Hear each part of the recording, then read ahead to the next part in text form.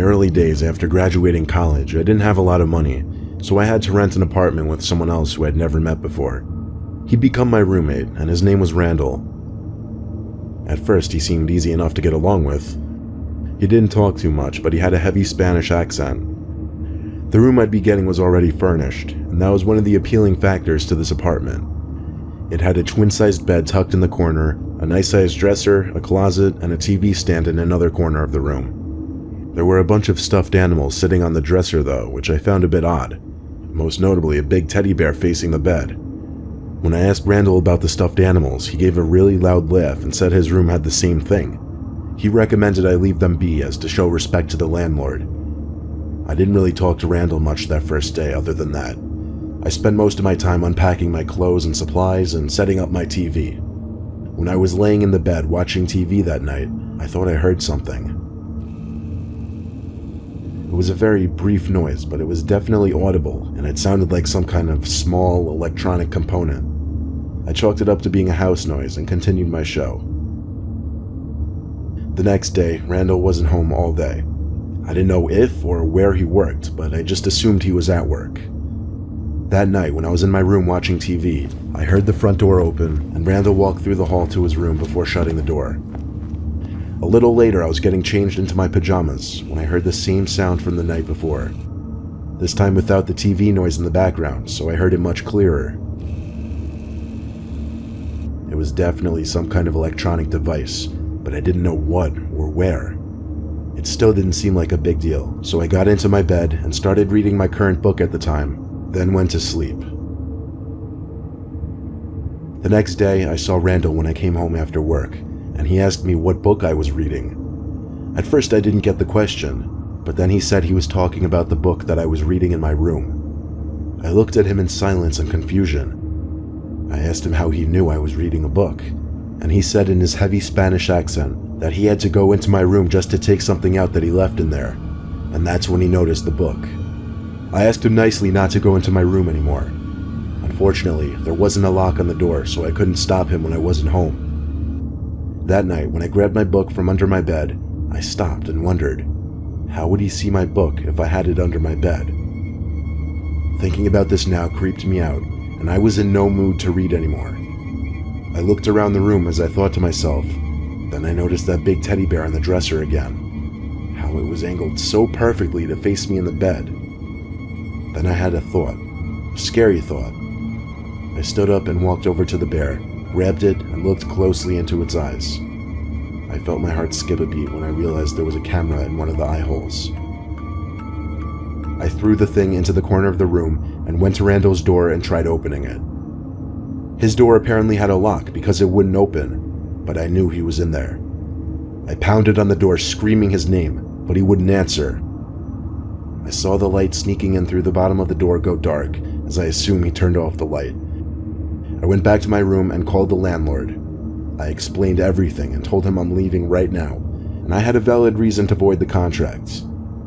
I packed the little amount of things I brought into my car and left that same night, never looking back. The landlord surprisingly never even came to me to collect the money for those few days I was there. Ever since that night, I have a phobia of stuffed bears. Like, I always have to turn them away so that they're not facing me.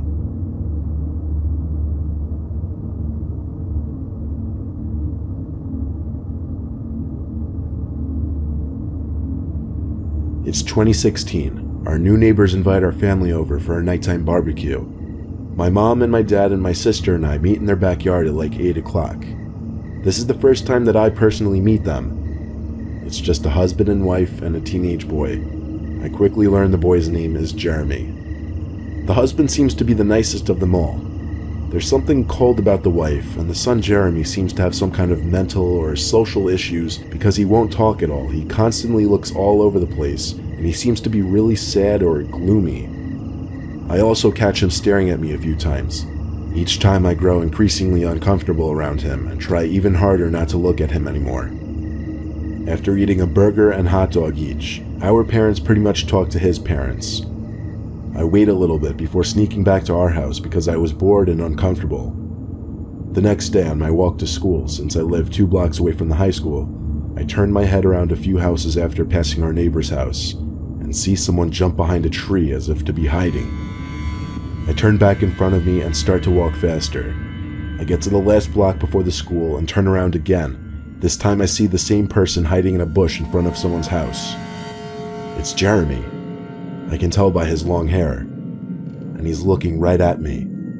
I walk as fast as I can without running, and make it to the school safely a minute later. When I get home that day, I tell my parents, and they go over and talk to the neighbors. When my parents come back to talk to me, I learn from them that Jeremy is apparently not like the other kids, according to his parents word for word.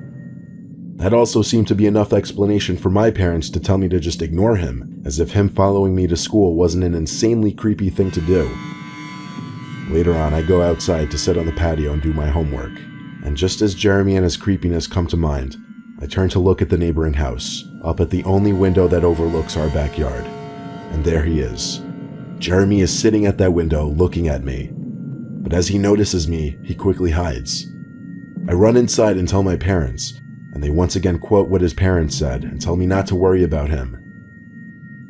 Later that night, after texting friends and whatnot in bed, I finally put my phone down on the desk and roll on my side to go to sleep.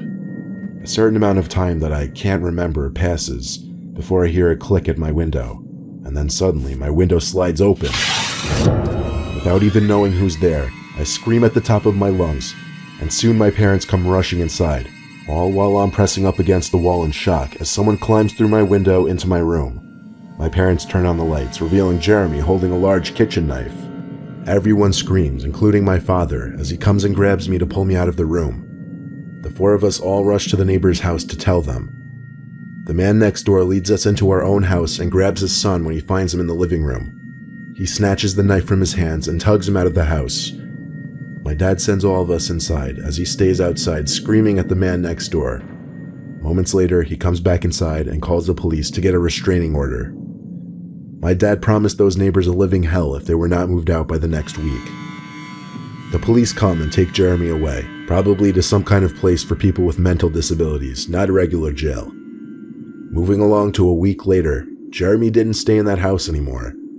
We don't know where he stays now, but we've never seen him since.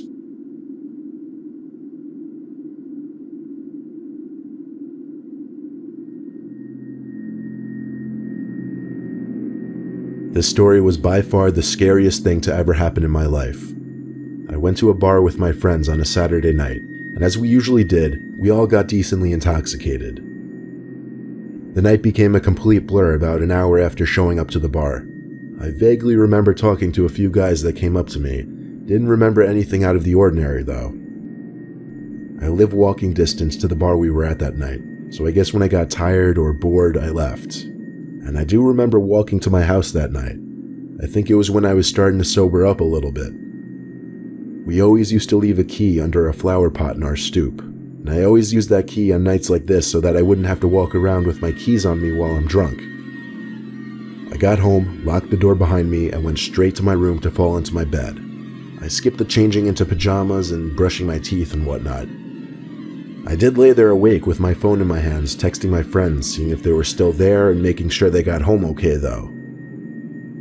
Suddenly, I heard the front door open downstairs. The only thing I was thinking was that it could be my little brother getting home, since he usually got home really late. My best friend texted back asking how I got away from the guy. I replied back, "What guy?" She said the creep that wouldn't stop talking to me at the bar. The bar was such a blur that I didn't remember which specific guy she could be talking about. I heard some noises downstairs. I assumed my brother was making a late-night snack in the kitchen. Then I heard walking up the stairs. My best friend texted me again saying she saw him leave the bar right after me. Now I was still decently drunk, but still, I was starting to become suspicious. Steps came up the stairs outside, then stopped outside my door. Then the door quietly opened. It was dark outside of the room too, so I couldn't see who was standing at my door. I said my brother's name, and then the door shut. But I didn't hear whoever it was walk away, so I was led to believe they were standing outside my door. I immediately texted my brother asking if it was him. Surprisingly, he texted back right away saying, "Was what me? And why do you keep opening the front door?" We live with our mom. She's the only other person in the house, but she was away for the week, so I didn't know what to think, other than it was an intruder. I called the cops without telling my brother, and hearing 911 "what is your emergency" for the first time in my life really made the situation seem that much more severe. I described what I believed to be a break-in, and as I was on the phone, I leaned over and turned on my bedroom lamp. As the room went from dark to bright, I saw a man standing in the corner of the room by the door. I screamed and shrieked while still on the line with a 911 operator, who kept asking what's wrong. The man in the corner opened the door and fled the scene. I heard him run out the front door. I stayed on the line with the operator, who advised me every move I should make until a cop car actually showed up. I was still intoxicated, so the info I gave on the police report was probably not the most accurate, but I described the man to be mid-20s looking, stocky, full beard, and a short haircut. One of the two officers then lifted his hand, revealing a key he was holding, and said he found that in the front door lock. It was the spare key that we keep under the flower pot. The intruder used it to get in, meaning he followed me home and watched me take the key from under the pot. The officer told me to rest assured he'd be patrolling close around the area all night, and advised my brother and I to keep our doors locked and find a new hiding spot for the key. The next day, besides my hangover, I felt relieved. I told my friends about what happened, and they described everything in detail. That some creepy-looking guy in the bar had been following me all night trying to talk to me every chance he got, and somehow I was oblivious to it. I took a long break from going to bars, and we don't hide a key outside anymore.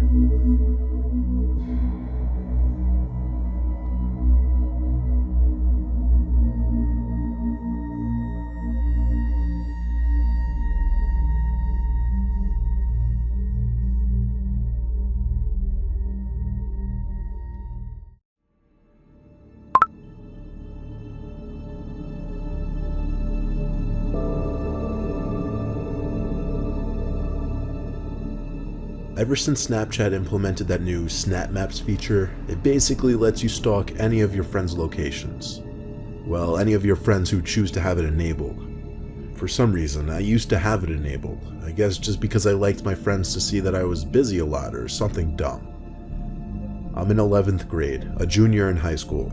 Snapchat is obviously a huge thing these days in high school. If you don't have one, your friends will likely question why not. Even the weird kids have Snapchat.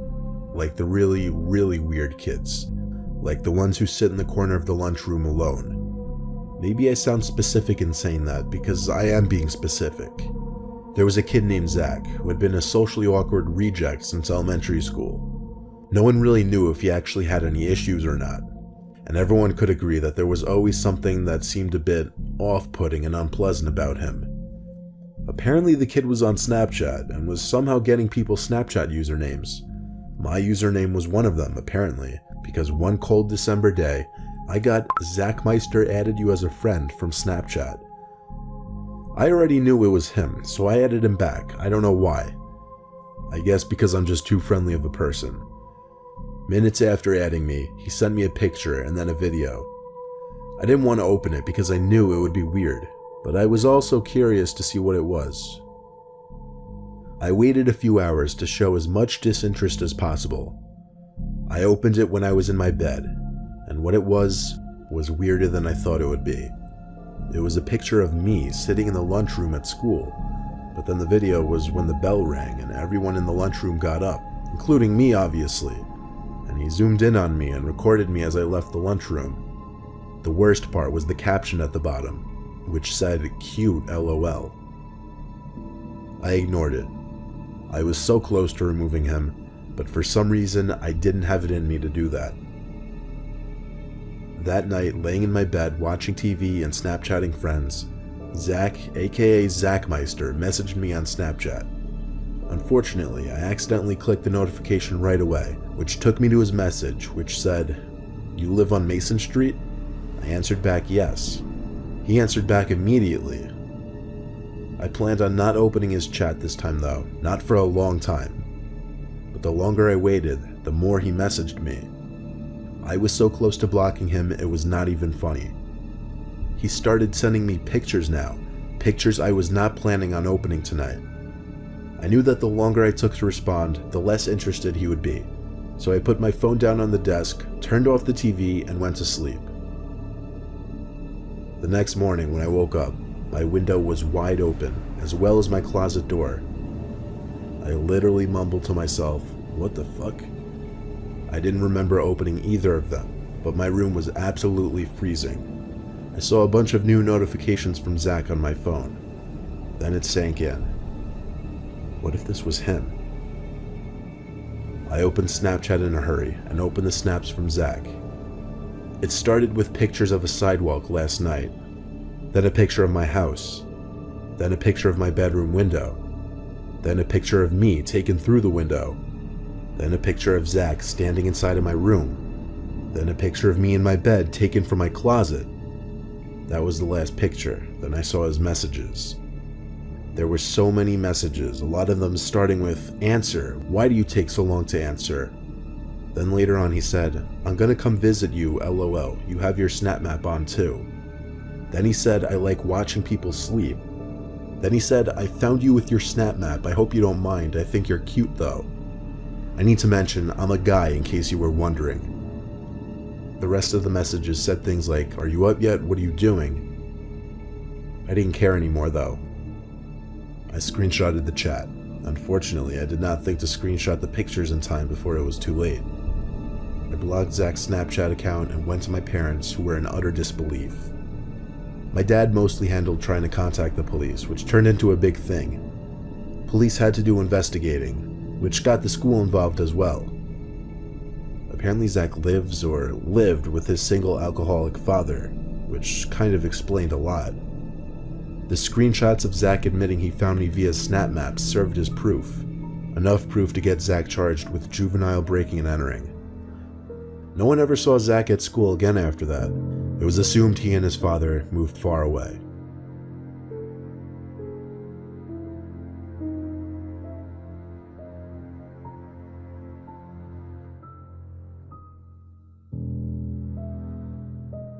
I've been using Snapchat for a little over a year, just as a way to share cool or funny things that are going on in my life. You know that in high school there is always that one weird kid who acts like a psycho? The one who would quote-unquote prank someone by putting a dead rat in their locker? That kid at my school was named Alex. Alex had done a lot of questionable things, and he's been suspended multiple times. He had brown hair that was always a bowl cut, and had really pale skin, vampire pale.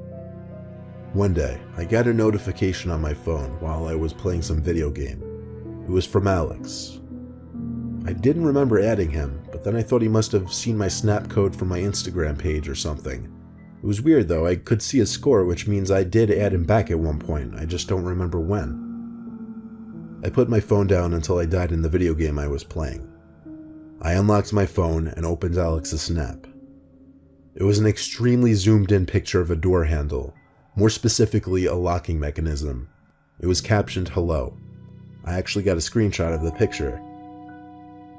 I was kind of creeped out because I knew this kid was the kind of person who would come to your house and do something really messed up. I texted him back, asking why he sent me that picture. He responded with another picture. It was a blurry picture through a window, looking into a house. My heart sank when I realized it was a picture of our kitchen. I also screenshotted this picture. I ran straight to our kitchen and looked out the window. I saw him on my deck, laughing. I ran around the side to our dining room and threw open the door. He was still standing there, but he was holding his hand behind his back. I told him to get off our deck, but he slowly removed his hand from behind his back. He was holding a knife. I slammed the door shut and locked it. I yelled through the door that if he didn't leave, I would call 911. He smiled at me and slowly walked off our deck. I ran to make sure all the exterior doors were shut and locked. I don't know what he would have done if I hadn't slammed the door shut, but I hope I never have to find out.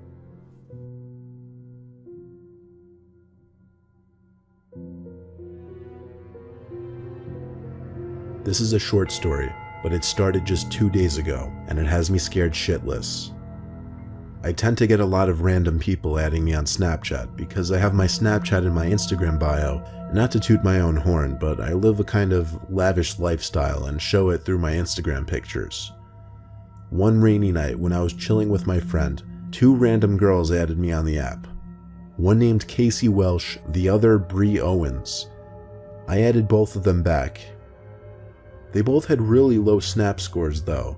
Like one had a Snap score of 200, the other had a Snap score of a couple thousand. I figured, okay, that was that. I'd wait and see if they sent me anything.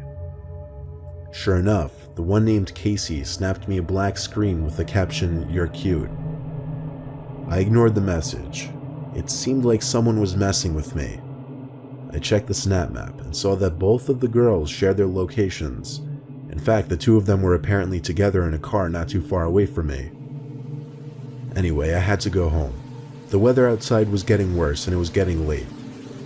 I jumped in my car, got on the highway, but drove slow given how bad the rain was getting.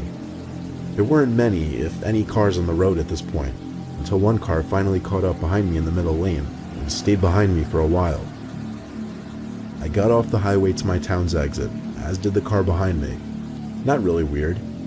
I took the left turn off the main road down the street towards our house. So did the car behind me though. Now it was slightly questionable. I pulled up into our house's driveway and turned off the car. The car that was behind me slowed down once it passed our driveway, then came to a halt. My heart started pumping to the point where I could feel it in my chest. I took my phone, opened Snapchat, and checked the map. Those 2 girls. It said they were right next to me on the map, right on top of my house. I shut my phone screen and felt like I was about to throw up. My dad was home, so if I could make it to the door and ring the bell a million times, maybe I'd be good. But no, it was too risky. Instead, I called the house phone. Thankfully, my dad picked up right away. I yelled into the phone, begging him to come outside. I saw the car in the street reversing to come closer to the driveway. At the same time, the front door opened and my dad came outside, looking at the car in the street. The car drove off, and only then did I run through the rain to the house. My dad hugged me and asked me who those men were. I broke away from the hug as he said this. "Men?" I asked. "How do you know, and how many?" He replied saying he saw at least 3 large men sitting in that car, looking at him as it drove off. Last night, I woke up to noises outside of my window. Like leaves crunching, garbage cans being moved around. People were outside my window. I just knew it. I knew the blinds were open. I didn't want to look. I was too horrified to look at that window. Then I heard, "I know you're up. Don't move a muscle. They're at the window." It was my dad. It was the scariest moment of my life. It sounded like my dad was hiding behind my bed. I heard footsteps outside move away, and my dad finally said it was safe. We watched as the car parked outside, the same one from the previous night, drove off.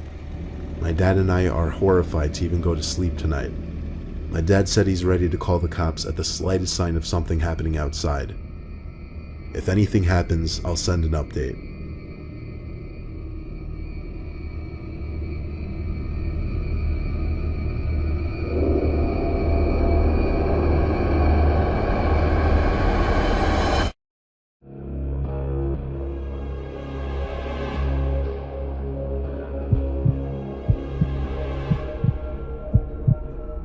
My dad has always been too nice of a guy, like a pushover. I'll just start the story with that. I don't say it for no reason. We live in uptown Chicago. We don't have a huge family, so our Thanksgiving and Christmas gatherings are always small, like less than 6 people. This was Thanksgiving night of last year, 2019. Dinner was almost done already. My dad was picking up some last-minute foods like stuffing and cranberry sauce at the corner store since we didn't have any.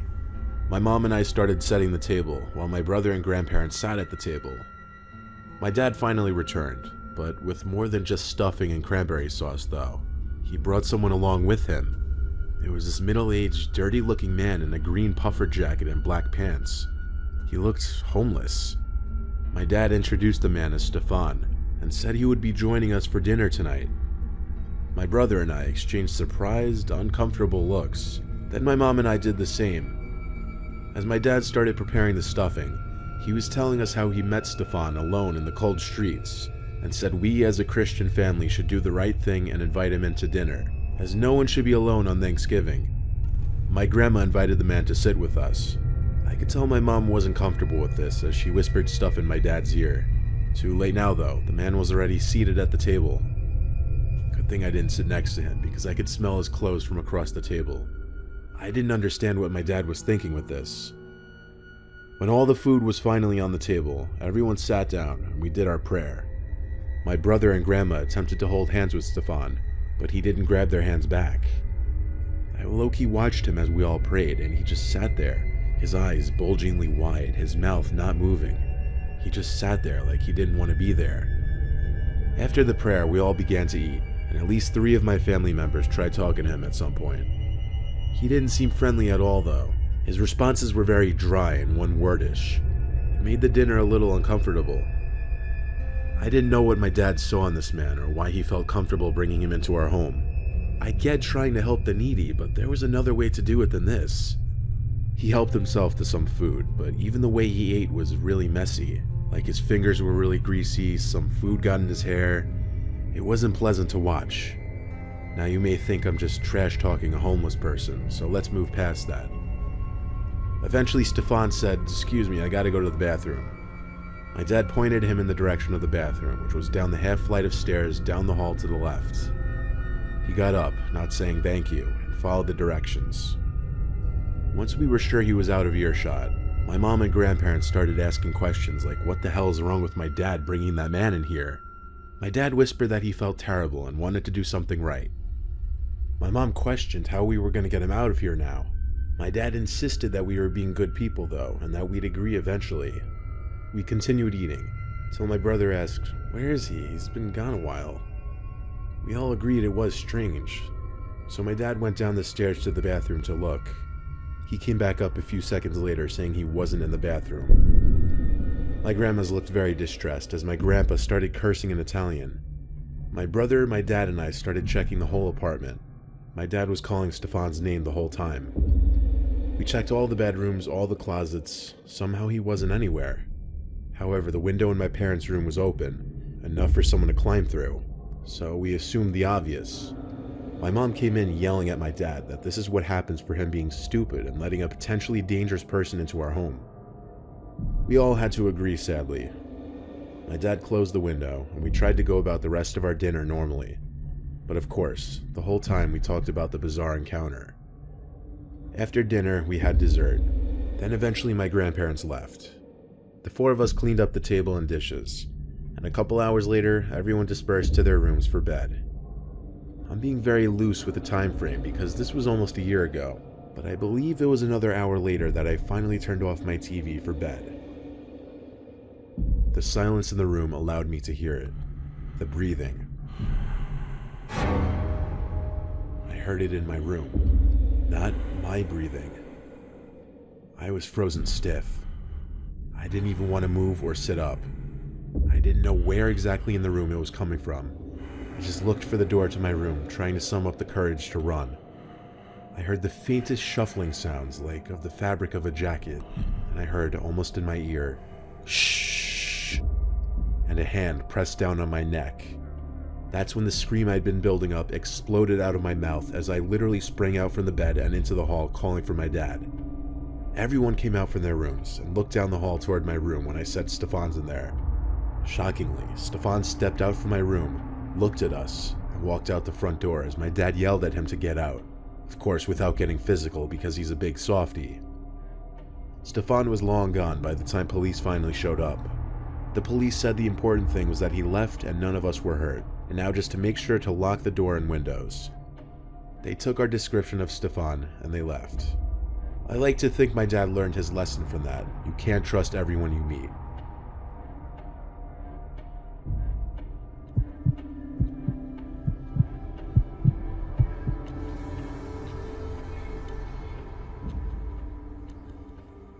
For Black Friday a few years ago, I went to Best Buy. Well, technically it was midnight the night before Black Friday. My local Best Buy is always open late the night before Black Friday.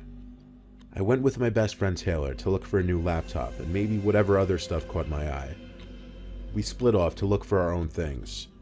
While browsing the laptop section, someone in a blue Best Buy shirt approached me asking if I needed help. I gave him specific specs I was interested in, and he started looking around with me. He showed me one laptop he claimed he really liked, then asked me what it was I'd be doing with the laptop. I found it to be a slightly odd question, but maybe it was part of his sales pitch. I said just for school and general web browsing kind of deal. After this point though, he seemed more interested in me rather than helping me. Like, he was asking a bunch of personal questions like where I'm from, where I go to school, etc. I don't want to sound self-absorbed, but I do get a decent amount of male attraction when I go out. Anyway, I started realizing he seemed to be hitting on me, and I found him overall creepy, so I reminded him politely about the laptop and that I was in a hurry. He was relentless though. He actually asked for my phone number after that. I made it clear to him I was uninterested.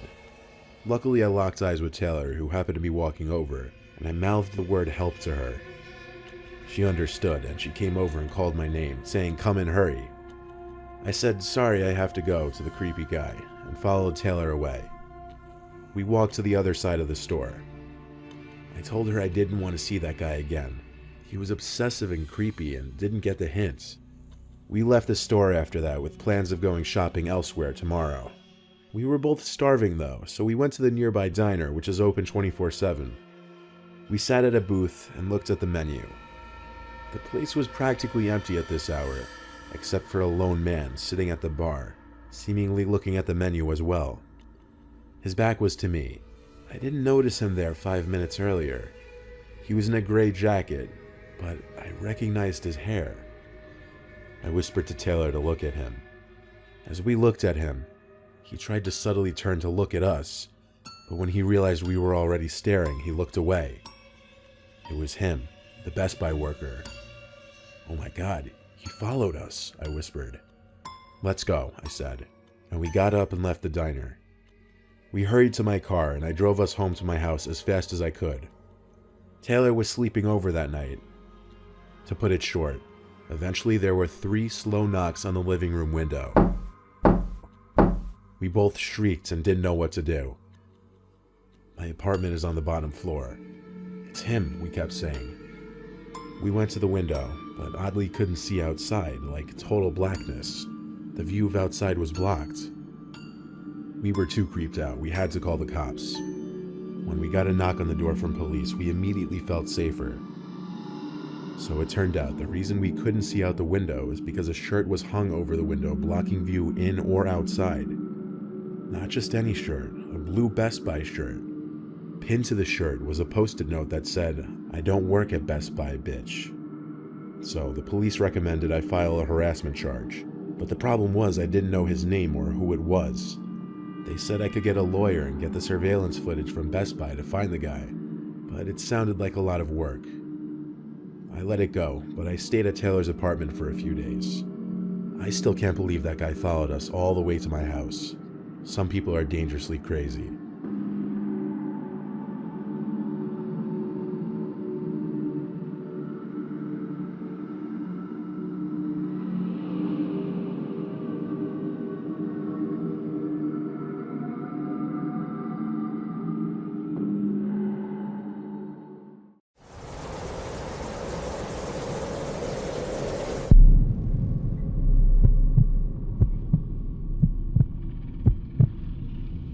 I moved to South Dakota about 5 years ago. It was the first time I'd ever lived alone, and honestly, it was long overdue.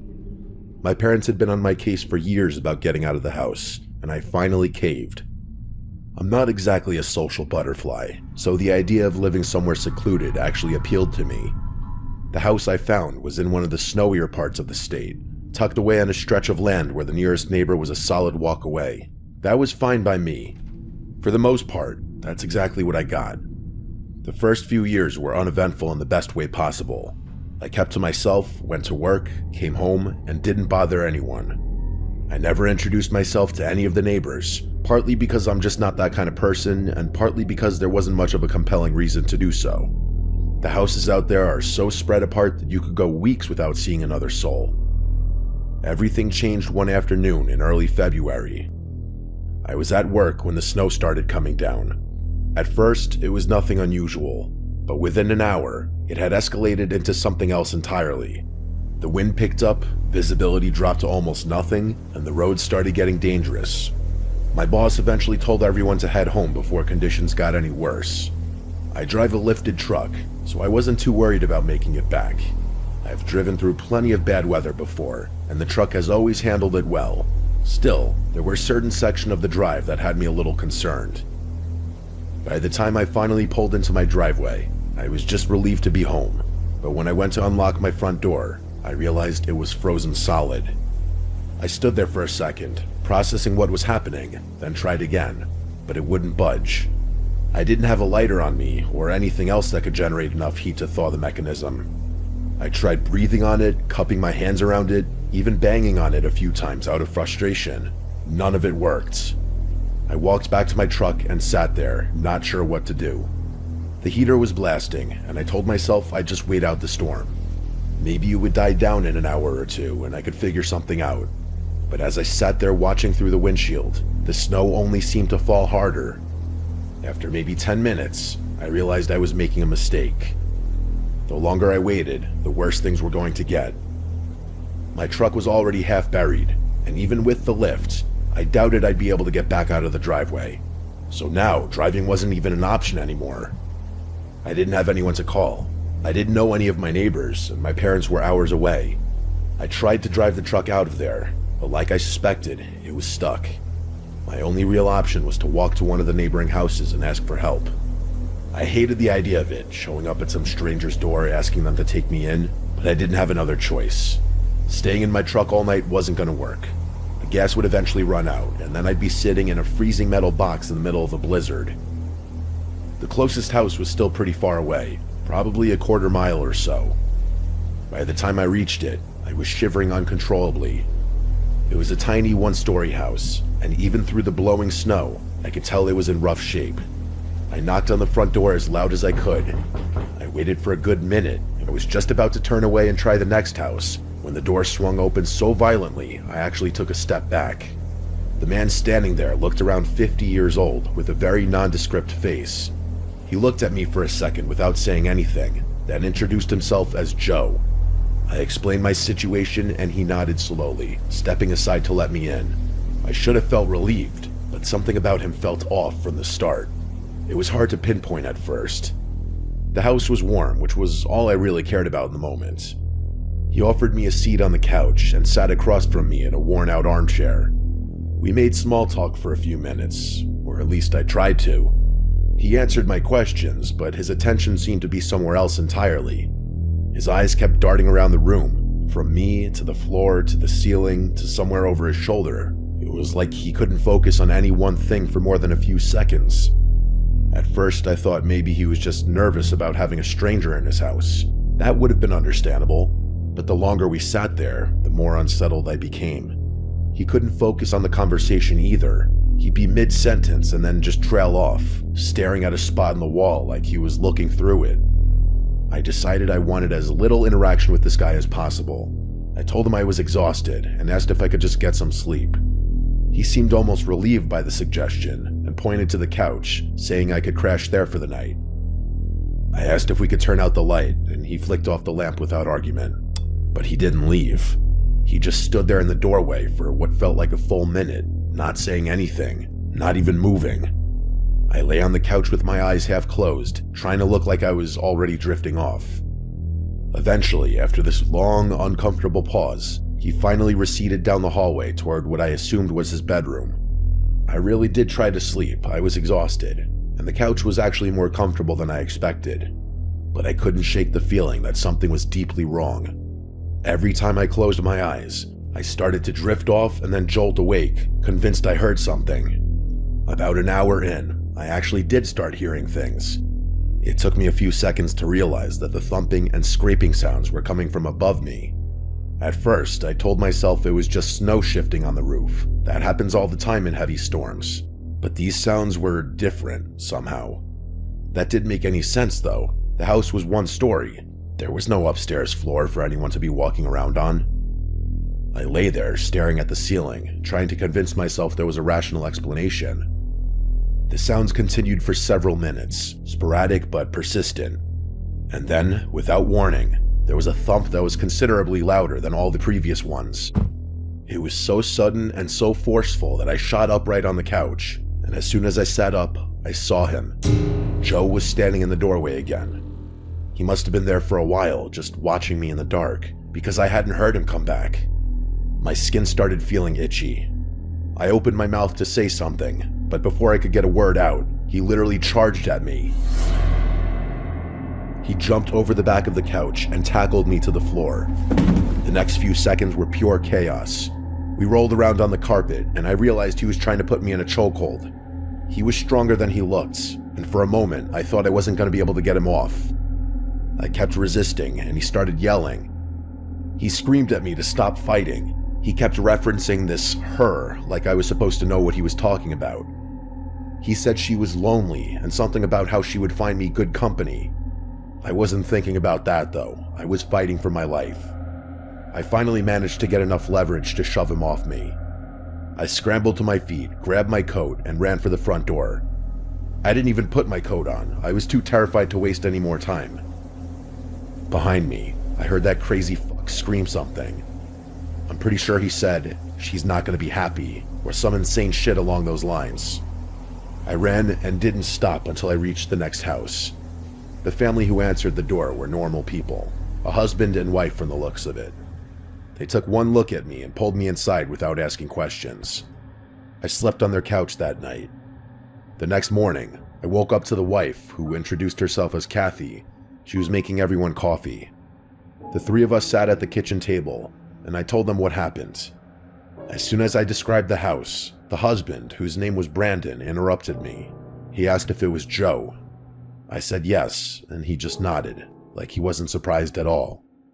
He told me that Joe had been a problem in the area for years, but then he told me something that gave my skin that itchy feeling again. About a decade earlier, Joe's wife had disappeared. There was never any official investigation. Nothing was ever proven, but most people in the area suspected he killed her. The body was never found. I immediately connected the dots, but kept my mouth shut for whatever reason. I still have no idea why I didn't speak up.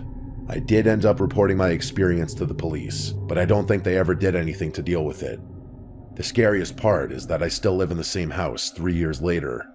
Nothing has happened since that night in the blizzard, but I'd be lying if I said I don't get a weird feeling every time I drive past Joe's house.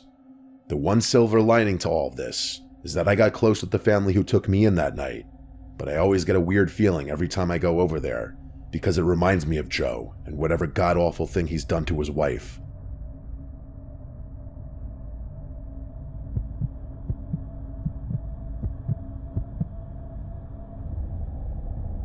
This happened last winter during one of the worst blizzards I can remember. I'm 27 and live alone in a small rental house in upstate New York. I work remotely in finance, which sounds fancier than it is. Mostly, I just sit at my desk and stare at spreadsheets all day. The point is, I rarely have a reason to leave the house during the week. Some weeks, I don't leave at all. Anyway, the local news has been hyping up this blizzard for days. You know how they get. Every storm is potentially historic or life-threatening, until it dumps 3 inches and everyone moves on. But this one actually looks serious. The weather alerts were telling people to stay off the roads unless absolutely necessary, stock up on essentials, all that. So I went grocery shopping that morning, grabbing enough food to last me through the weekend, and then I settled in for what I assumed would be a boring few days of working from home. The snow started in the mid-afternoon, and by around 8 p.m., I could barely see past my front porch. I spend most of the evening on my couch, half watching TV and half listening to the wind howl outside. It's a specific kind of sound, wind during a blizzard, not like a summer storm where it comes and goes. This was constant, like the house was inside a tunnel. At around 10:30, I heard a new sound. It was kind of like a loud thud, followed by this dragging sound, sort of like something heavy being pulled across wood. I figured a tree branch had come down. There are a few old oaks near my driveway, and with all that snow and wind, it wouldn't be surprising if one of them dropped a limb. About 15 minutes later, though, I heard a car horn. It wasn't a normal honk. It was weak and intermittent, almost like someone had tapped the horn on accident. I went to my front window and looked out. There was a vehicle stopped near the end of my driveway. I could see its headlights cutting through the snow, but that was about it. I stood there for a few minutes, waiting to see if anyone could get out, but I couldn't make out any movement. With the storm the way it was, I couldn't even tell what kind of car it was. My first thought was that someone had slid off the road. It happens out there, especially in weather like that. It sounds callous, but I wasn't about to trudge out into a blizzard to check on a stranger, not when I could barely see 10 feet in front of me. I went back to the couch and tried to focus on something else. At around 11, I heard knocking at my front door. I didn't open the door. Instead, I walked over and called out, asking who was there. A man's voice answered. He said his car was stuck and he needed to come inside to warm up and use a phone. His voice sounded strained, like he was out of breath. Part of me felt guilty. If this guy really had been walking through that storm, he probably was freezing. But another part of me still wasn't fully ready to just open my door to a stranger in the middle of the night. Instead of opening the door fully, I cracked it, making sure to keep the security chain locked. The man on my porch was covered in snow, like to a laughable extent. It was caked on his jacket, his shoulders, his hair. He was shorter than me, and he was visibly shivering. He said his phone had died and that he'd been walking for some time, trying to find a house with lights on. I was just about to open the door when I noticed his boots. I don't know what made me look down, but I did. And here's the thing. His boots were clean. Like, clean and dry, too. If this guy had really been walking through a blizzard for any length of time, his boots should have been caked with snow and ice as well. Hell, mine get like that just walking to my car. I felt something cold settle in my stomach that had nothing to do with the weather. I told him again that I would call for help and make sure someone came for him. He asked me to be let in again, more firmly this time. I didn't respond. I just closed the door and locked it. I could hear him say something on the other side, but I was already walking to get my phone. I called 911 and explained the situation. While I was on the line with the operator, I heard footsteps move from my porch to the side of my house, toward the back. The operator told me to stay inside and keep all the doors locked. She said police were being dispatched, but warned me that response times might be delayed because of the weather. I moved to a side window and peeked out, not wanting him to see me. The man was standing near the corner of my house, maybe 15 feet away. He wasn't moving, he was just standing there looking up at the windows. A few minutes later, I heard banging on my back door. Like someone was trying to break through. The whole door was shaking in its frame. I grabbed a knife from the kitchen and retreated to my bedroom. I locked the door behind me and stood a few feet from the door. The banging stopped after maybe a minute. I don't know how long I stood there. It felt like hours, but was probably closer to 20 minutes. At some point, I heard the car horn again, the same one from earlier, but this time it was one long, continuous honk. Luckily, the police arrived shortly after that. They found a vehicle partially buried in a snowbank, but it was further down the road than where I'd seen the headlights. The engine was cold when they checked it, not warm like it would have been if someone had recently been driving it. Here's the part that still gets me. The officers told me there were no footprints leading from the vehicle to my house. Apparently the snow was undisturbed between the car and my property. There were footsteps leading down my driveway and round my house, but they stopped at the driveway like someone had been driving a separate car. The police searched the area but didn't find anyone. The next morning, after the storm had passed and the sun was out, I went outside to look around. To my horror, there were muddy handprints on the exterior of my bedroom window, which definitely hadn't been there when the police searched the property. It was like the person had come back after they had left, or had been hiding and never left in the first place. A few days later, I found out that another house about half a mile away had been broken into during the storm. The homeowner wasn't there at the time, so no one was hurt, but the strange part was that nothing was reported stolen. Whoever broke in didn't take anything. Why anyone would break into a house during a blizzard and not even steal anything is beyond me. It's almost like whoever did wasn't trying to rob the place, but do something else. I know the whole incident doesn't sound that scary, but I can't help but feel like whoever was trying to get into my house, probably the same person that broke into the other house, was there to do something sinister. I'm just glad I didn't open my door.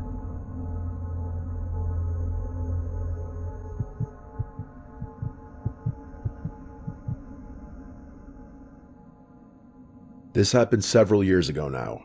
I have told maybe 3 people about it: my wife, my brother, and one close friend who I knew wouldn't think I was losing my mind. I'm telling it here because I still don't have an explanation, and at this point, I've accepted that I probably never will. I'm 34, and I live in British Columbia. For most of my 20s, I was a professional skier, alpine racing mostly. I competed nationally for about 6 years before my body started telling me it was time to stop. Nothing dramatic like a career-ending injury or anything, just the accumulation of wear and tear that happens when you've been throwing yourself down mountains since you were a kid.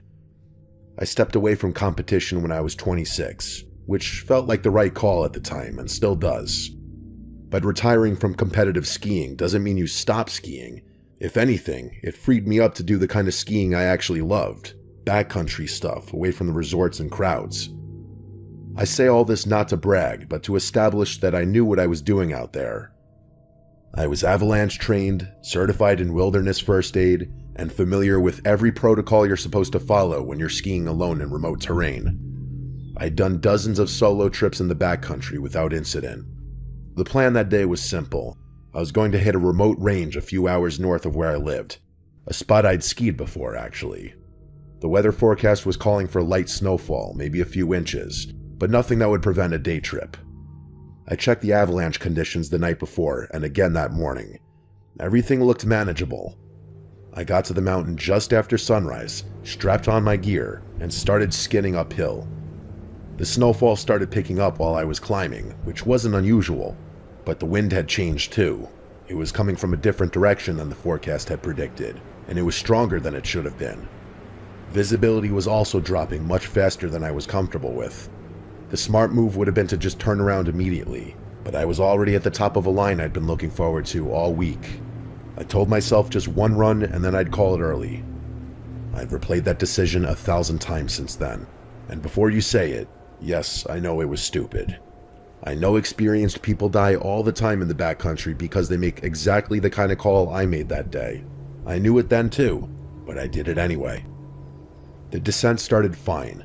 The pitch was manageable, and I was skiing conservatively just to be extra safe. About 2/3 of the way down the mountain, though, the worst possible thing happened. If you've never been caught in an avalanche, it's hard to describe how fast it happens. 1 second you're in control, the next you're just not. It's not the same thing as wiping out or even catching an edge. The snow moves, and you have no choice but to move with it. I got lucky. The avalanche wasn't big, probably a class 2. Which was enough to knock me off my skis, but not enough to bury me. I tumbled maybe 30 or 40 yards before I slammed into something solid. Slammed as in instant deceleration. I don't even know what it was, rocks probably, or maybe a tree buried under the snowpack, but all I remember in that moment was the feeling in my left leg. I remember just lying there, trying to convince myself everything was alright, but it wasn't. My skis had released, that was good. That's what they were supposed to do, but one of them had tumbled further downhill, and I had no idea where it ended up. I tried to stand and immediately collapsed. The pain in my leg was unimaginable. I can't even begin to describe it. I managed to get myself into a sitting position and took stock of the situation. The snow was still seemingly getting worse too, which meant I was likely in the opening moments of a blizzard. But the worst part was obviously my leg. I couldn't put much weight on it, which meant I couldn't ski out even if I found my other ski. My options were limited. I had 3 choices. 2 of them were suicide, and the third wasn't much better. I could stay where I was and hope someone came looking for me, but only one person knew where I was that day, and he wouldn't have assumed something was wrong for at least a few hours. I could try to dig and wait out the storm, but I didn't have the supplies for an overnight and the temperature was dropping. Or I could start moving, painfully and slowly, to try and cover as much ground as possible before conditions got even worse. I chose to move. It's not like I had much of a choice. I secured what was left of my gear and started limping downhill, using the one pole that was miraculously still in my hand as a makeshift crutch. Every step sent pain shooting through my leg, but I had to keep moving. As for the snow, my prediction turned out to be correct. It only got worse, and at that point it was falling so heavily that I could barely see. I was ignoring the pain in my leg, focusing on moving as fast as I could and wondering whether I was going to die out there, when I heard something behind me. At first, I thought the adrenaline was finally getting to my head and overwhelming my brain. That was genuinely my first thought, that I was becoming delirious in my final moments before passing out. But I turned around anyway, and what I saw confirmed that I was hallucinating. There was another skier moving downhill toward me. I can't describe it, but seeing him emerging from the snow filled me with an emotion that has no word. I was skeptical as to whether what I was seeing was even real, simultaneously relieved and terrified that there was another person out there, and something else. It was fear, but for what, I didn't know. He reached me within a few minutes. He was alone and backcountry equipped like me. He pulled off his helmet to readjust his goggles and asked if I was hurt, and I told him what happened. Without wasting a second, he moved up to my side and let me put my arm around his shoulder. We started moving together. Like I said before, I felt something that I couldn't explain. There was something beyond the adrenaline, pain, relief, and confusion. It didn't feel like a normal interaction. It felt like he hadn't stumbled upon me by accident, as crazy as that sounds. We talked about the basic stuff, most of which I don't remember, but there was one thing he said that stayed with me for whatever reason. He told me he hadn't used his legs in a long time, and it was nice to get back on solid ground. I didn't really know what he meant by that. I assumed he was talking in some ski jargon I didn't know. I laughed and we kept going. At one point, I had to stop. I remember this exact moment like it was yesterday. I leaned against a tree and closed my eyes for literally 4 seconds, and when I opened them, he was gone. There was no one there, but unless he buried himself in the snow, there was really nowhere for anyone to go either. I yelled for him, what else was I gonna do? But no one called back. I started looking at the snow in the immediate area, thinking maybe he had gotten buried. Nothing. It gets worse though. There were no tracks in the snow other than my own. I started freaking out. He'd been right there, right next to me, supporting half my weight for what must have been like an hour, but there was nothing. I started feeling dizzy, like someone had just punched me in the gut, and the feeling I had been feeling earlier came back. The rational part of my brain was insisting there had to be an explanation. Could I have been more disoriented than I thought? Maybe the snow had filled in his tracks faster than mine. Or maybe I had hallucinated the whole thing. Maybe I was already dead. I didn't have time to figure it out. The storm wasn't going to wait for me to process what had happened. I don't know how I made it back to my car. The last mile or so was such a blur. Just pain and cold and the stubborn refusal to stop moving. But I did eventually make it. I drove myself to the hospital and finally got some good news. The doctor told me my leg was severely sprained but not broken. They told me I got incredibly lucky. Fast forward to a few days later and I'm still recovering at home, but I can't stop thinking about one thing. That other skier, where he'd come from, where he'd gone, why there hadn't been any tracks. I kept telling myself I'd figure it out eventually, but I think that was mostly wish casting. I was combing through some local skier-centric website, something I do often, and that's when I stumbled upon something terrifying. It was a story about a fatal backcountry skiing incident, a man who'd been lost in a storm a few weeks prior. It had happened on the same mountain range, and authorities hadn't been able to find a body. The worst had been assumed. There were no photographs of the man on the article, and when I searched up his name, I didn't find any Facebook or Instagram profiles or anything of the nature. So I can't compare the man I saw in the mountain to the man in the article, but it's still a chilling coincidence nonetheless. I choose to believe the shock and hypothermia were causing me to hallucinate and my memory playing tricks on me. Maybe my brain constructed something to convince me that I wasn't alone on the mountain, but I remember his shoulder under my arm. I remember feeling him helping me down the mountain. There's no way I could have moved that fast by myself. I still ski, but I haven't gone alone since then. I still have no idea what helped me off that mountain.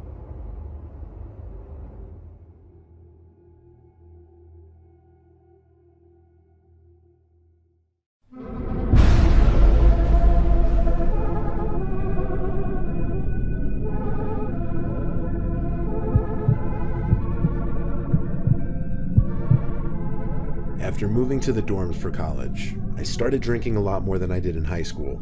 It changed me. During winter break, I came back home to my parents' house to spend the holidays with my family. New Year's was just becoming a holiday that I looked forward to, since it entailed a lot of partying with other people my age. It was New Year's Eve night. My parents were out at a friend's party. I had my two best friends over. I'll call them Jim and Steve. That was really our hometown squad back then. We didn't have that many other friends that liked to go out. I had them over to drink and hang out while we figured out our plans for the night. Jim apparently was talking to this girl who invited him to a party across town. She told him that we could come too, so that was our plan. We downed a few shots of rum, then polished off a few cans of beer each, and we each were pretty drunk. Jim called an Uber to the address the girl gave him, and we all split it 3 ways. Jim said he never met this girl, but that they matched on Tinder a week ago, and that she was really pretty and seemed cool based on her texting style. The Uber driver pulled us up in front of some storage-looking building. This was apparently the address. We were confused. Jim read the address over, and we all confirmed on our phones that this building was what came up under the address. Before allowing the Uber driver to leave, Jim confirmed with the girl he was talking to that it was in fact this building and not a house. Almost instantly, she texted back confirming this. So we all got out from the Uber, and then he slowly disappeared down the street. We made jokes about not really wanting to go in and calling the Uber to come back, but ultimately we ended up just going in. We looked for an entryway, and it seemed there was a small door left open with a big guy standing by it. We approached him and asked if this was the party. He nodded his head and pointed in the doorway without saying a word. Pretty sketchy. We walked into this very dark, narrow hallway, following a lone ceiling light hanging at the end of the hall. We were getting closer to the sound of the loud, rumbling music. We got to the end of the hall and found the opening to, I guess, what was supposed to be the party floor. It wasn't nearly as big on the inside as the outside. It was very dark, the only lighting being from a couple cheap-looking strobe light machines. There wasn't a huge crowd, maybe 20 to 30 people sprawled out throughout the area. No one was really dancing either. Everyone was kind of standing in their own little circles. A lot of people were just sitting in chairs by themselves, kind of eyeing us down. The weirdest and most off-putting thing of all, though, we didn't see any females. The music was very loud and hard to talk over, so we moved to a corner further from the speakers and the crowds. I yelled at Jim to call that girl and ask her where she is. She texted back saying she's in the back section, just beyond the double doors. She told us to meet her there. This didn't sound right, and I told Jim that. He said we'd just take a peek back there and leave if she's not there. Jim led the way, following the directions from this girl. We went through these 2 doors held open by door stoppers into this dimly lit narrow hall with a bunch of doors. As we walked, someone quickly appeared from one of the rooms and whispered something in Jim's ear. Jim kept saying what, looking very confused. Then he turned to us and waved his hand saying, "Let's just get out of here." We didn't question it. As we walked back through that little main dance hall, I could tell we were getting looked at again. Some big guy at one of the doors tried stopping us for whatever reason. We just walked through him back down the hall we came through. We noticed he was following us, and finally Jim yelled "run" and started sprinting down the hall. That's when I knew shit was real. We followed, and the guy behind us yelled at the top of his lungs, "Yo, stop them," probably to the guy standing at the entry door. He didn't really make an effort to stop us though when we ran back out the front door. We ran out of the little parking lot into the closest main road, where we called an Uber again. Jim explained that the dude in the hall whispered in his ear to get out of there before midnight, as they were going to trap everyone in there. Jim didn't ask any more questions. He basically just told us to haul ass out. This led us to believe that girl he was talking to didn't exist. It was just some kind of trap to lure unsuspecting victims into whatever was about to go down in that building that night. We made an anonymous police report that something was going down in there that night, and that it should be investigated and shut down. We spent midnight on that New Year's sitting in my living room by ourselves. We never found out what transpired in that warehouse.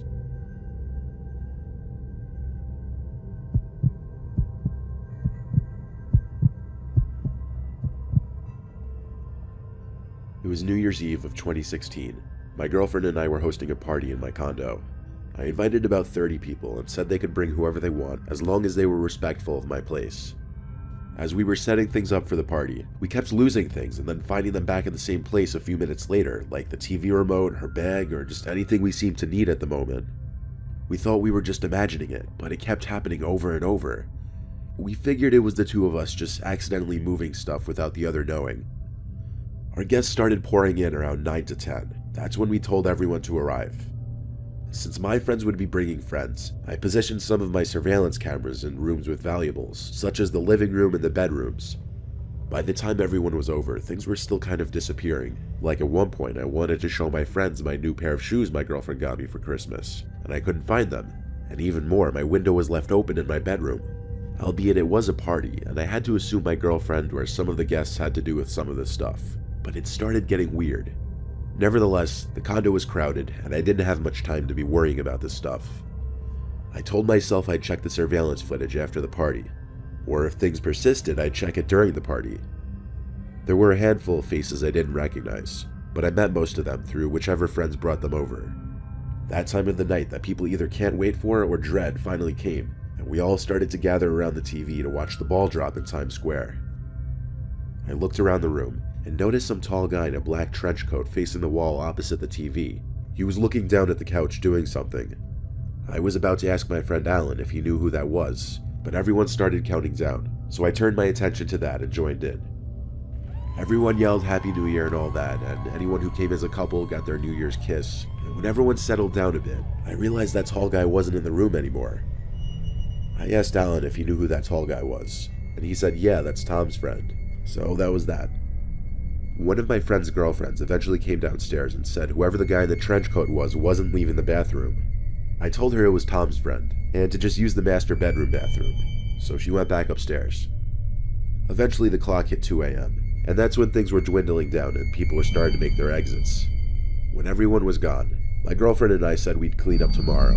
However, we did a quick inspection to make sure nothing was stolen. Her bag was gone completely this time, and so was one of my expensive watches. I rushed to our bedroom to pause the video cameras so I could download the footage and play it back. We started watching for the time guests started to arrive. I had it on fast forward, and we just skimmed all 3 cameras. Eventually, we noticed Tom's friend in the trench coat in the guest bedroom, going through our stuff. I paused the footage in a fit of rage. I cut the footage to a 30-second clip and sent it to my phone, and then texted Tom immediately. I said, "Your friend stole shit from my apartment, bro." He texted back, "Dude, no way, what do you mean?" Then I sent him the footage. A minute later, he texted back, "Who the hell is that? I don't know who that is." I wrote back, "I was told that was your friend." Once again, he said, "Dude, I don't know that guy." My girlfriend and I got nervous now, so I went on a texting spree, texting all of my friends who came, asking if they knew that person. From everyone who was still awake, we got a bunch of no's. So we went to finish the video footage, following the guy in the trench coat. He made his way into our bedroom, opened the door, then started dropping some of our belongings out the window, including my girlfriend's bag. I felt like the room was spinning and my heart was in my throat. Then, the man in the video quickly turned around as if he heard someone coming up the stairs, and he crawled under the bed. We sped through the rest of the video footage, but he never got out from under the bed. Under the bed that we were currently sitting on using the laptop. I saw the fear in my girlfriend's eyes, and her temptation to scream, but I covered her mouth with my hand and whispered in her ear, "Run on the count of 3. But she couldn't help it. She let out a cry. So I had to yell at her to just run out of the room. I pushed her off the bed and followed close behind. I took a look under the bed before slamming the door shut, and I saw him down there under the bed. We made eye contact. It was an indescribable moment. We called the cops in the kitchen, both grabbing big kitchen knives. Police made it to my condo in like 3 minutes, but by that time the intruder was gone, and our bedroom window was once again open. He escaped through the window and got away with our belongings. I handed over the video footage files to the police department, and they would review it and record an image of the man's face. Of course, he was never found, at least not by our local police department.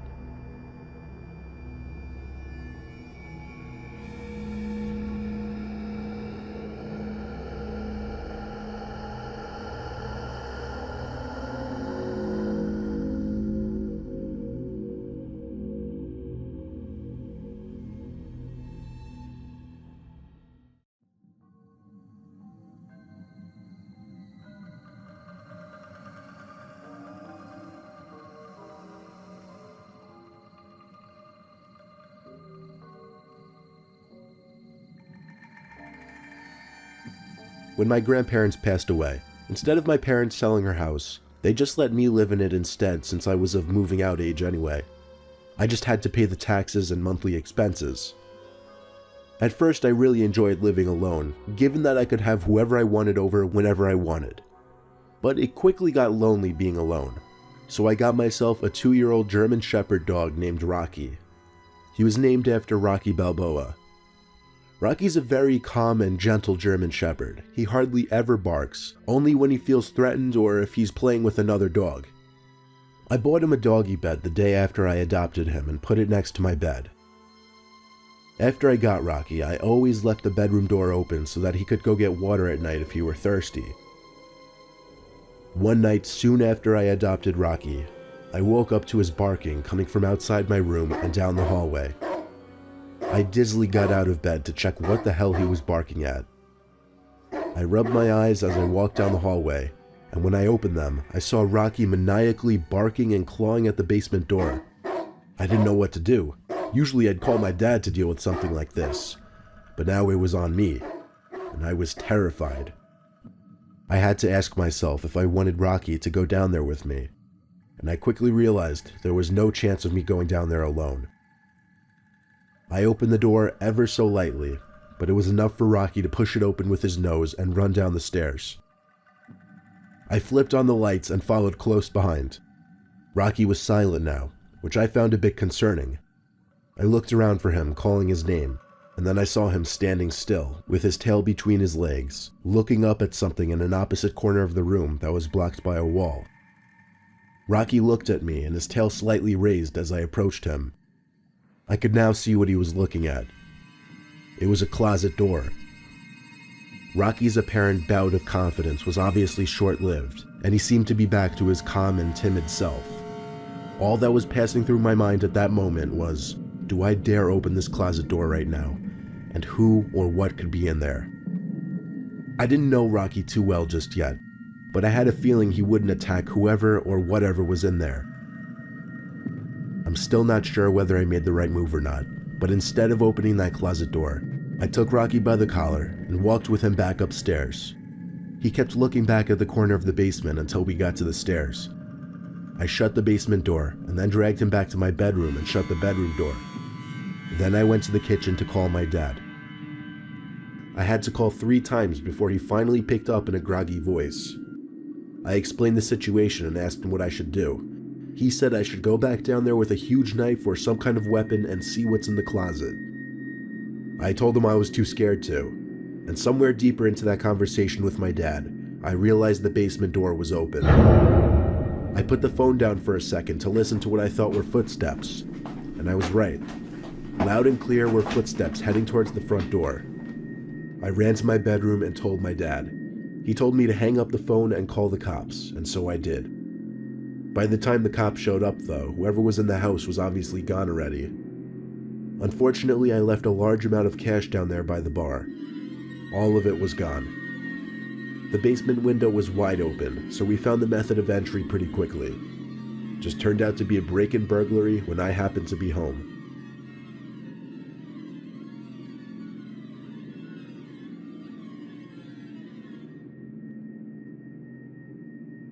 This story took place just 2 weeks ago.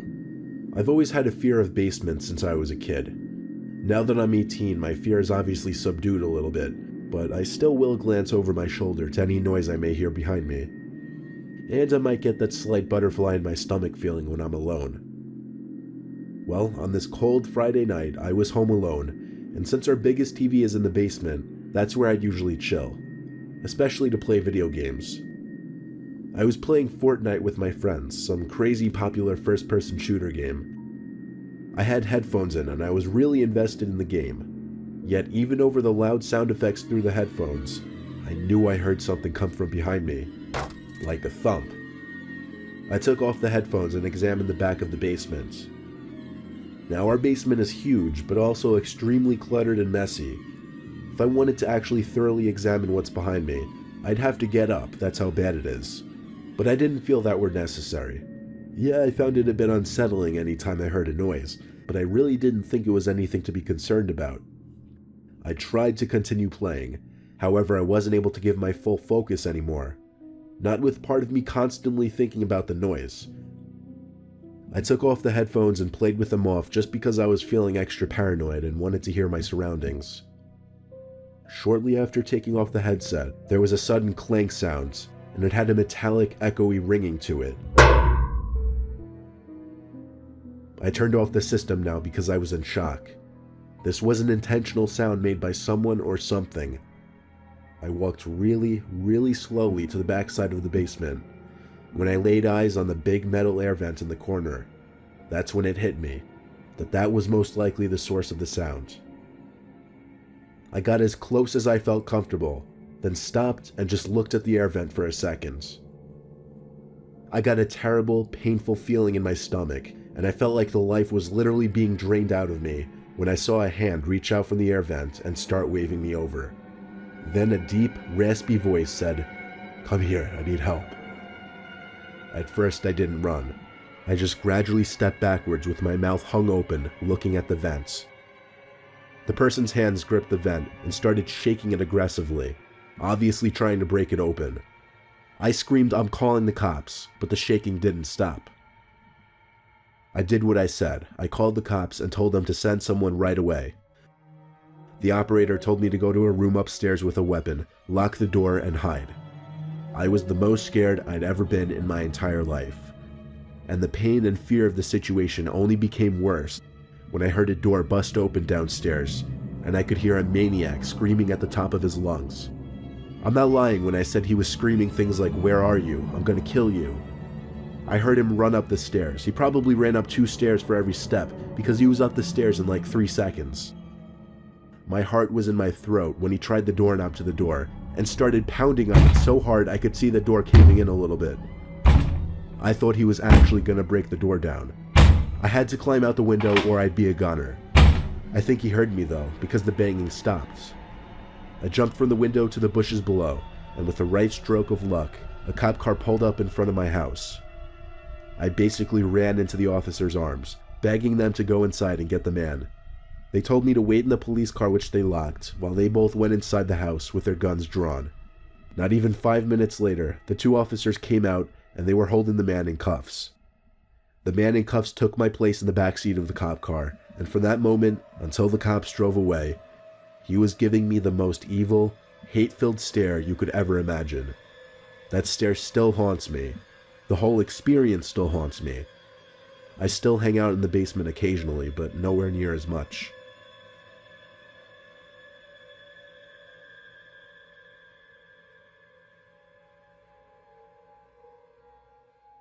The story I'm about to tell you is a series of blurry memories from when I was a little kid and we were living in our old house. My brother and I always hung out in the basement where our dad has his hockey table, pool table, and video games. We usually played on his Super Nintendo system, but at some point, I don't remember when it started, my brother and I would hear things come from the boiler/laundry room. The first time this happened though, my brother and I were playing some racing game on Super Nintendo. That was when we both heard it. The door to the dryer slammed shut. We knew that's what the sound was. We both called out Mom, figuring maybe she'd been in there the whole time without us realizing. But the room was dark and empty of any people. When we realized this, we both ran upstairs screaming for our parents, leaving everything downstairs still on. Our parents came down to humor what they probably thought was just our dumb childish antics, and nobody was in the laundry room. Moving along probably a few months, I was awake late one night for whatever reason, walking to the kitchen, passing the basement door, and remember hearing the TV downstairs turn on. It was one of those big old box TVs, so it made that distinct clicking sound as it turned on. I called Mom, Dad, and my brother's name. No one answered. I went to my parents' room to tell them, and they were both upset with me for waking them. My dad went downstairs to turn off the TV, and I remember him telling me it's a glitchy TV. There were a couple other suspicious happenings after that, but I'll move forward all the way to the last occurrence, and honestly the most horrific. It was a few days before we were going to move to our new house. Just about everything in the house was already shipped to the new house, but our parents were nice and let us keep the TV and video games downstairs until the last few days. My brother and I were once again playing video games. That's when I felt something hit me in the back of the head. I thought it was my brother at first, but then saw the red ball bouncing on the ground behind the couch we were on. Then the door to the boiler room slowly shut as my brother and I looked at each other with horrified looks on our faces. Once again, we ran upstairs screaming. Our parents once again went downstairs, but when they came back up, they were strangely silent. They told us to go to our rooms and wait there. A while later, a police car showed up, but our parents wouldn't let us out of our rooms. They wouldn't tell us what happened until we finally moved. Apparently, my dad tried to open the boiler room door, but something was holding it shut, or perhaps pulling it shut. Even so long ago, I could sense fear in my dad's voice explaining it. I don't believe in ghosts, but to this day, I still don't know what to make of what was going on in that basement.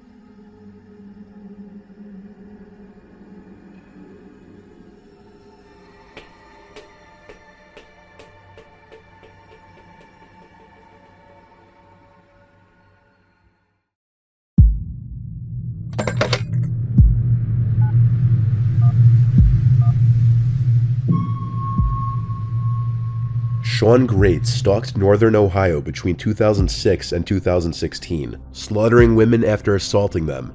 He's now on death row awaiting execution, thanks to one would-be victim's bravery. The following 911 call you're about to hear is of that would-be victim and is possibly one of the most tense 911 calls you'll ever hear. On September 13, 2016, Ashland police received a phone call from an unknown woman who police referred to as Jane Doe, who whispered that she had been kidnapped and was tied up mere feet away from her sleeping abductor. She tried to describe the man who was holding her captive and the house she was in. The best she could manage was that it was next to the 4th Street laundromat.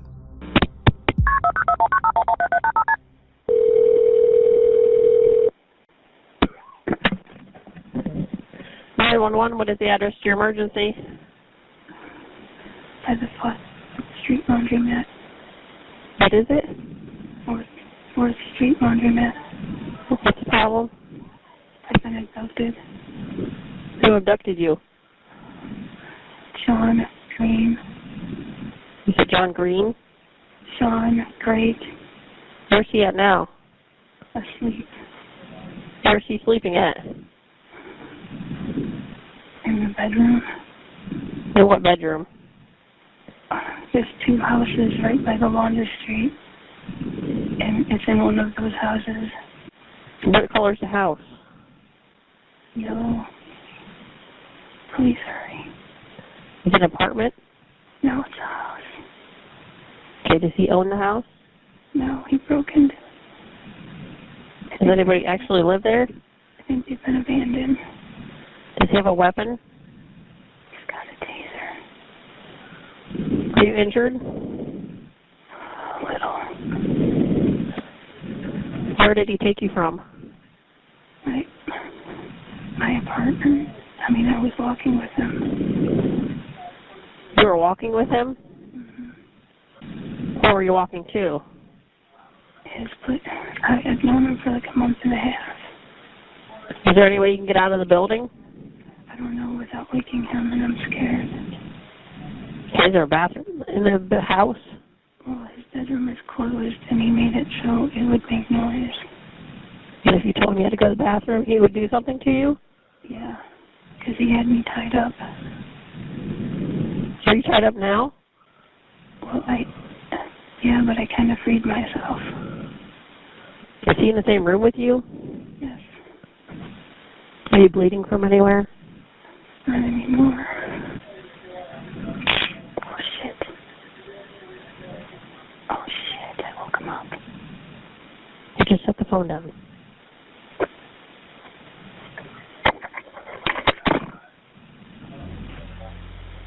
While the 911 dispatcher continued talking the caller through escaping, Jane accidentally knocked over her captor's taser, waking him. The line went dead briefly, and she was suddenly minutes away from being the 6th victim of the serial killer Sean Great. And by this point, the police knew they had to race if they wanted any chance of saving the helpless woman. Great sat up in his bed and stared at the floor, before laying back down again, not realizing that Jane was on the phone with the police. Are you still there? I'm a smoker. What? So much longer. Do you hear any officers outside? No. Okay, they're in the area. Can you get out of the house? Locked. It's locked. Are you at the door? Yeah, I am. She's at the door. But She's at the door on the right side of the house. She got out of the bedroom. Is there a window there? yeah, I'm looking out and they tell me to come back. She said Hurry, hurry. she said to hurry up and come back. Yeah, they can see me if they It's come locked. to it. The door is locked. Come on out, hurry up, get out of here. Where is he? Bedroom sleeping. Still sleeping? Yeah. Okay, they have her. He went unarmed. Unarmed? Yeah.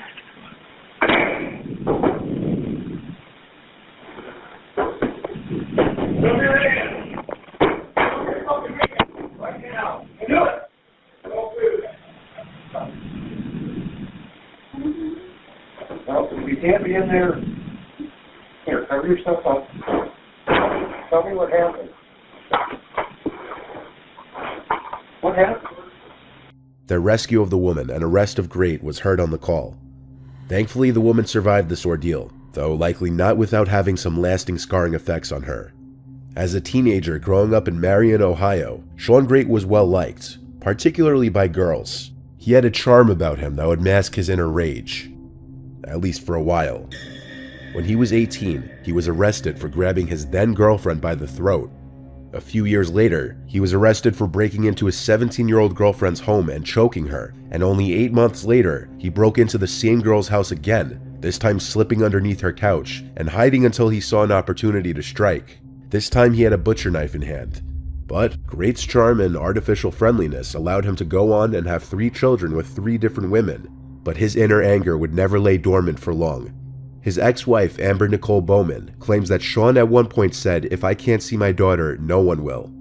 By his mid to late 20s, Great's behavior became more erratic. He would begin dating Christina Hildreth. The pair were happy and content in the beginning, but Great couldn't hide his true colors for long. Not only did he become violent, controlling, and jealous, he would also show signs of being cold and indifferent towards his confused girlfriend, and would eventually end up physically abusing her. So was he violent with you? Yes. In what way? He broke my hand, blacked my eye, strangled me, tied me up. But his hostility would soon extend beyond just romantic partners, and even to friends, when he asked his friend for a loan, which was declined, and in response, he sent his friend a disturbing text saying, "Meet the other me." Eventually, Great would find himself living in Mansfield, hopping from woman to woman, and around this time, he met his first 2 victims, Rebecca Lisi and Candace Cunningham. Rebecca was a sex worker, and her body was found in March 2015. Her death was ruled an overdose originally, but Great later pleaded guilty to her murder. Candace Cunningham lived with Great in Mansfield before her disappearance in 2015. Police couldn't find her until the day of Great's arrest, when he led police to her body, which was lying behind a burned-down house in Richland County on the day of his arrest. Great managed to somehow become even more barbaric towards his next and final victim, Jane, who you heard in the phone call just before. Jane met Sean Great around her apartment complex, and he eventually gained her trust. That was when he exposed her to his true self. He trapped her in an abandoned house and forced her to endure days of torture and other unspeakable things while she was tied up. Great barely slept on the first night of his victim's capture, giving her no chance of escape. However, after another day of torture, Great eventually passed out. His phone was right next to him going off, but he was seemingly in a very deep sleep. So Jane took this opportunity as her likely last chance to escape alive, and she reached over his sleeping body as stealthily as she could to pick up the phone and dialed 911 while still partially bound. And that was the start of the 911 call. When police arrived at the property, they were met with more bodies than they'd expected. Great had been mercilessly killing the women who were unfortunate enough to trust him, and some of them were decomposing in the house he was squatting in. The 911 operator received a lot of hate and ridicule over her loud voice and constant seemingly unnecessary questions during the call, as many people believe she could have very easily led to Great being awoken, either by the sound of her voice or because of all the questions she was making Jane answer. Thankfully, things went the way they did, and this 911 call was a very fortunate story, as it got a monster off the streets who no doubt wouldn't have stopped doing what he was doing. The call you're about to hear was made by millionaire James Bob Ward, reporting that he had just shot his wife. His tone throughout the call is very monotone, calm, and nonchalant considering the matter for which he's making the call.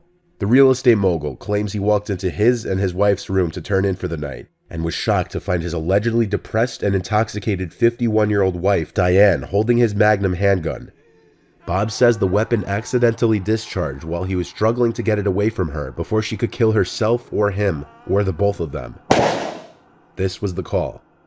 Yeah, what's the emergency? I just shot my wife. You just what? I just shot my wife.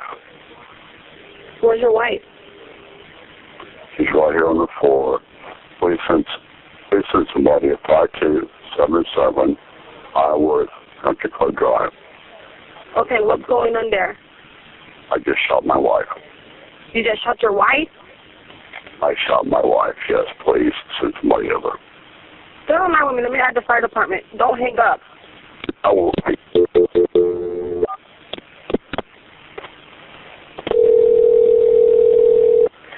Where's the weapon at, sir? Orange County Fire Rescue. The address of your emergency? 44. 5277 Iowa Country Club Drive. On there. I just shot my wife. Okay, where's the weapon? It's in Yes. I'm sorry?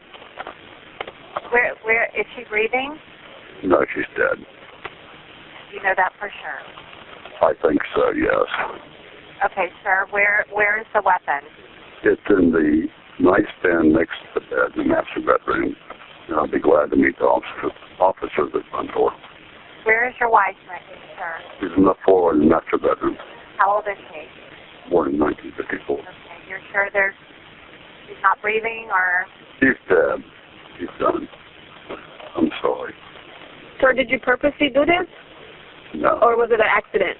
it was an accident. How long ago did this happen, sir? Probably 5 minutes ago. I'm on the front steps. You're out on the front There. steps? Yeah, I'm on the front steps. Okay. I'm leaving the front gate from the front steps. We'll go upstairs and we'll find Diane. Yeah, they're passing. You told me back up. Did you see the deputy? Yeah, I see lights, but they're somewhere back up. Ask them back up. Hey, guys, over here. Over here. Guys, over here. Here, you're on the phone. I'm making the phone stop. No, I got him on the phone. We're good. We can hang up. We're with him. Okay. Bob was charged with second-degree murder of Diane. He has always claimed the gun went off when he was trying to get it away from Diane, but prosecutors believe the two were arguing over financial problems, and that's why Bob shot her. Now it was up to a jury to decide, but to this day the question is, was Diane Ward's death really just a tragic accident, or did her husband Bob murder her in cold blood? Well, not too long ago, a significant discovery of a letter from the grave may finally answer the question that's confounded the justice system and haunted the Ward family since the day Diane died. Bob and Diane had it all, a happy 26-year-old marriage, 2 daughters, and enough money to own numerous luxurious estates in several states. Daughters Sarah and Mallory say they and their parents were a loving, tight-knit family. But eventually, Bob's real estate empire collapsed under the weight of the Great Recession, and even though Bob was facing bankruptcy, his daughters claimed he remained optimistic, but not Diane, who grew increasingly low-spirited over the prospect of losing the family fortune. Sarah said her mother vainly tried to ease her depression with booze and prescription drugs, and that she would turn into a different person far from the loving mom she knew, and completely out of control even in public. She said her mother was also directing all her anger and resentment at her father, after having to cut back on some of the luxuries the family grew used to, and Sarah says her father was like her mother's punching bag. Bob's defense attorneys painted Diane as a suicidal and unstable person, and in 2018, his defense attorneys produced new evidence. A suicide note written by Diane was found in the couple's Atlanta home. It was reportedly found by an estate sales professional in the closet in the master bedroom. She stated that she was on a ladder in a small closet in the bedroom when she noticed a pink notebook next to some hair rollers. She opened the notebook and found a note and some cards with Diane Ward printed on them. The alleged suicide note read, "Dear Mallory and Sarah, please know how much I love you. I don't know how it happened for me to end up like this. I want you to have wonderful lives and know that I will always be watching out for both of you. Take care of Daddy. I love you more than you will ever know. Take care of the dogs. They will need you. Defense attorneys claim that a former FBI handwriting expert could testify that he thinks the handwriting is indeed that of Diane Ward. So this all begs the question, is what Bob says true? Was his shooting of his wife an accident? But if this were the case, Bob's calm and seemingly unaffected tone over the phone with 911, and even during his police interrogation, wouldn't make much sense. Then you're doing it rather Any than... reading glasses anybody has? Sure. I will grab... Thank you so much. Thank you. I have my pair. Thank you. I may I have a folding pair, but I think they took them. Thank you. Oh. Oh, like I said, I'm Detective Frost. I didn't get your name, your first name. I go by Bob. Okay. But it's James Robert. It would be a safe assumption that anyone who just accidentally murdered their wife would show any kind of remorse or regret, but Bob was calm and seemingly unaffected throughout. He's still in prison today. This last one has been circulating the internet for decades, and you've likely heard it before. In fact, I've included it in a video I privated many years ago. I'm sure some of you remember. But new information has arisen on this call recently. This is Ruth Price of 3877. What's the problem, ma'am? Oh, well, there's some guy been checking the place out. How? Well, he went in the back. I have an apartment in the back, and he said he was looking for a guy, and he comes to my door, and said he's looking for an apartment. So I live alone, and I'm an old lady. Mm-hmm. Where is he now, ma'am? I don't have no idea.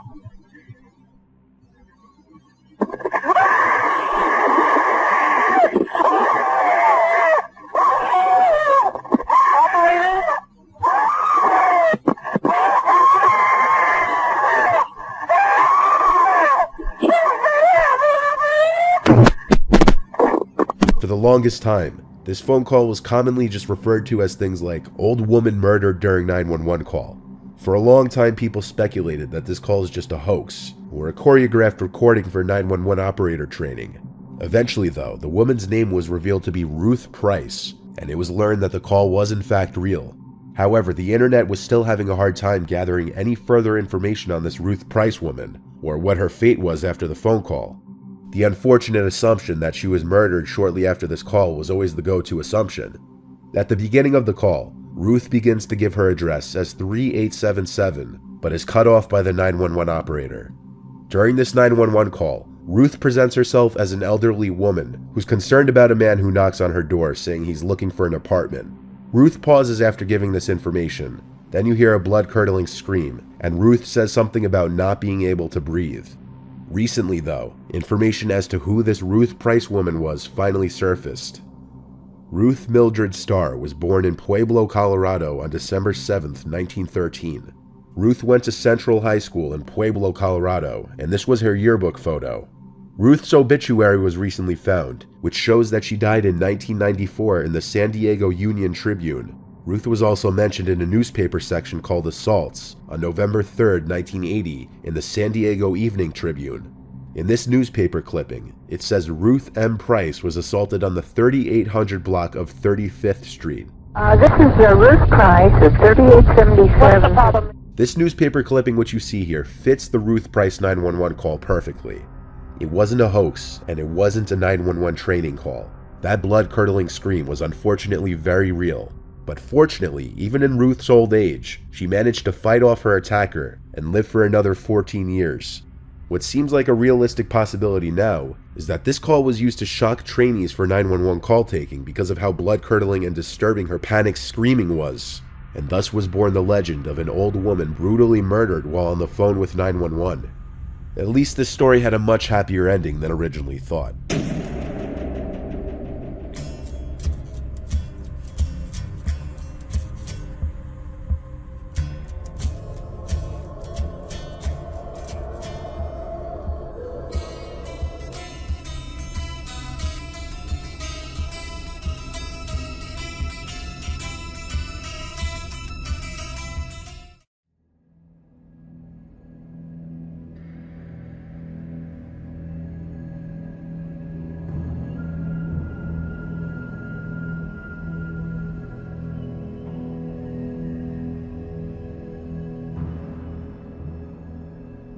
I used to play a lot of hide and seek with my friends when we were young.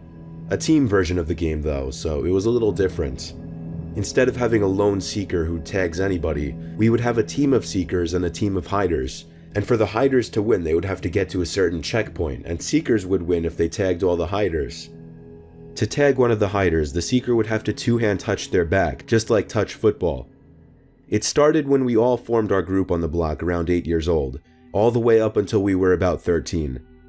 I lived in a cul-de-sac where there were 3 other houses besides mine, and kids my age lived in each one. There were also 4 other kids right outside the cul-de-sac around our age, so ever since I was little I had a group of neighboring friends. When we would play hide and seek, we would usually play in the cul-de-sac, since there was a lot of open space, trees, bushes, and each of the houses belonged to one of us, so we could use all the property space for the game as well. Plus, the cul-de-sac was right in front of our town's nature preserve park, so it also made it more fun to have the woods as an added hiding spot. It was 2008. I was 11 years old, a time and age we would still play hide and seek on Friday nights instead of going out to flirt with girls. We had only 6 of us this night, so we divided our 2 teams into 3s and split up. We were first to hide. The other team began counting down from 30, while we all went our separate ways to different houses. I ran to my next door neighbor's house and came up with a really creative idea. My friend had a green blanket outside on his patio, sitting under a couple flower pots. I carefully moved the flower pots and took the green blanket, folding it over my body and crawling over to the bushes near the edge of the woods. Since our houses met the edge of the nature preserve, we could all choose if we wanted a back fence or not, and my next door neighbors chose not to have one, meaning the woods connected to some of our backyards. I heard the backyard gate open, so I quickly ran into the woods and knelt down under the green blanket. I would occasionally lift the blanket over my head to see who was there, and eventually I saw one of my friends creeping around the backyard, checking under the table and such. So while they were distracted, I waddled on my knees to the backyard of the next house over, where I could hear the commotion of one of my teammates getting caught. I lifted the blanket over my head to see what was going on, and I saw someone on the other team escorting my teammate back outside to the street. This was the perfect opportunity for me to run for it. I dropped the blanket completely and just looked around one last time before getting ready to make a break for it. Then, the most unexpected happened.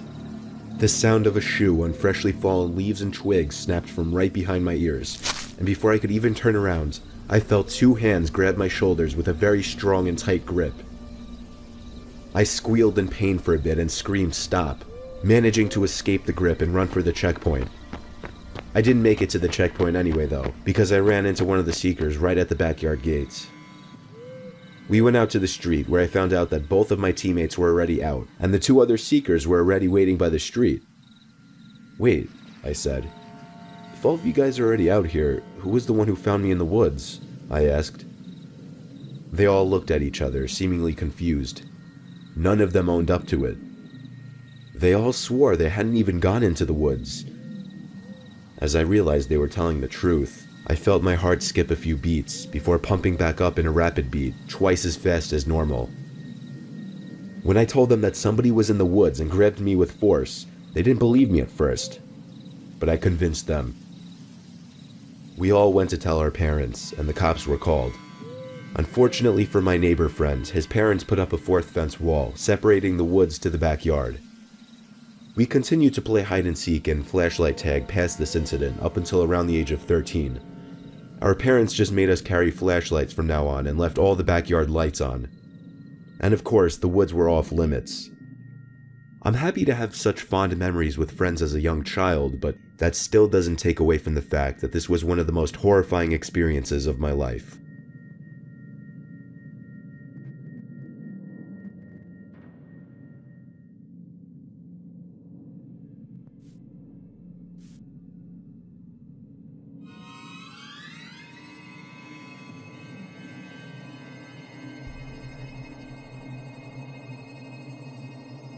This happened when I was 10 years old. I lived in a small town in New York State that didn't have much going on at all.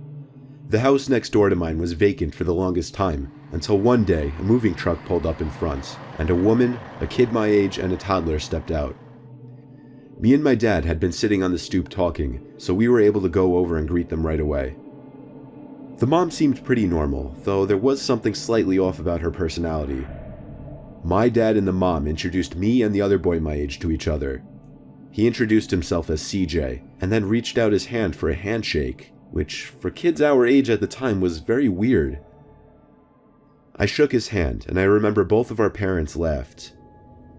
My dad ended up pressuring me on the spot to go hang out with CJ upstairs in my room.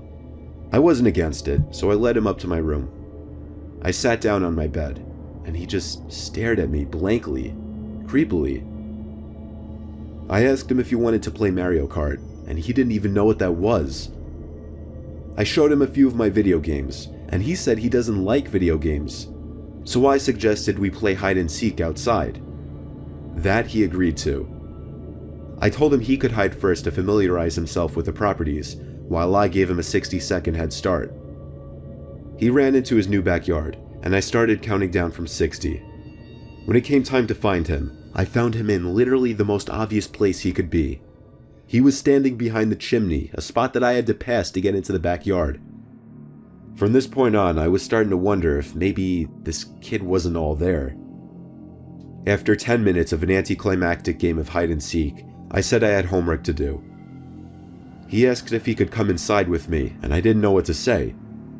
Every excuse I came up with, he would find another way of asking to come inside. Eventually, however, he did leave me alone, and I went inside.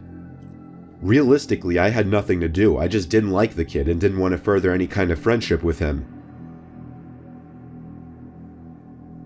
That night, something terrifying happened. I awoke to a thud at my bedside window. I sat up and lifted the window up. I was disturbed to see CJ's face at the upstairs window of the neighboring house.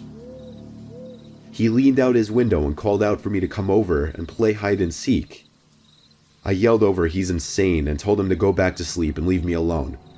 I aggressively slammed my window shut, as well as the blind, and tried to go back to sleep.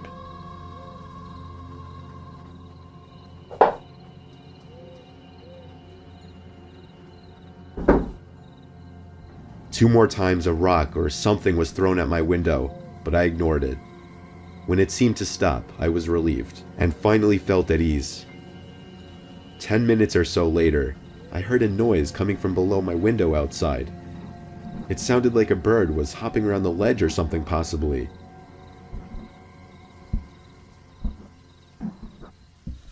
The sound kept getting closer though, and then I heard a thud come from right below my window. I didn't know what to think. What if CJ was out there? Was he trying to climb up to my window?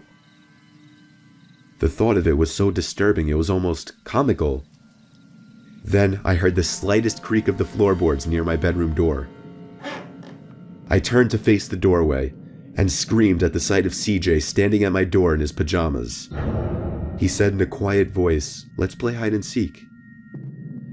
My dad was in the room quicker than I could even get out of my bed. He was just as shocked and disturbed as I was. He angrily marched over to the new neighbor's house with CJ in his grip. I watched the whole thing through my window. He raised his voice quite a few times. It turned out CJ simply entered through an unlocked window downstairs. My dad got a restraining order against the woman and her son. Unfortunately, they weren't going anywhere though. For months after this incident, I would have to awkwardly avoid eye contact with the mother next door the few times I saw her. Strangely, I never once saw CJ outside of the house again. However, every single night for over a month, I would check outside my bedroom window across to the other house and see CJ just sitting by his window looking into mine with his creepy blank stare. It got to a point where I eventually left the blinds to that window closed 24/7, and eventually it stopped. CJ and his mom moved out less than a year later, and luckily I never saw them again.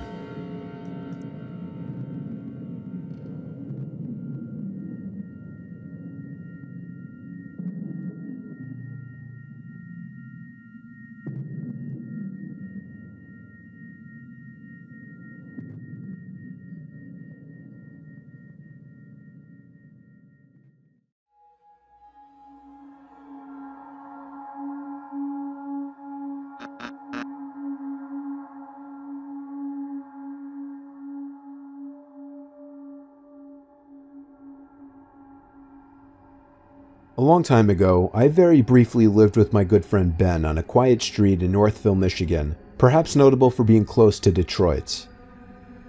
It wasn't the nicest house, or block, or area for that matter, but the price was unbeatable for two broke young men like ourselves. Ben and I went way back to when we were like 9 years old, and at the time of this story, we worked the same job, and rooming together with him seemed like a great idea. On our first day there, we quickly figured out that the creepy-looking house across the street with the overgrown grass and bushes was abandoned, as were a lot of the houses around the area. In fact, something we somehow hadn't noticed before, there was even graffiti next to one of the front windows and on the fence. Our neighbors on one side seemed like creeps, and we didn't even want to approach them. The neighbor on the other side was an older dude, a very interesting hippie-ish kind of guy. His name was Marv. He had long gray hair with a matching long gray beard. He seemed friendly at first, I guess, but also very weird and hard to talk to. We spoke with him on our second day there after work. He told us the place had been abandoned for as long as he could remember. That night, with the sun almost set, while we were sitting on the front stoop smoking, I looked to the house across the street and felt a little tingle in my stomach out of shock. I stood up, threw my cigarette onto the floor and crushed it. Ben looked at me confused, and I pointed to the window across the street. I was pointing at a face, which I saw staring at me through the lone upstairs window of the house. Do you see that? There's someone at that window.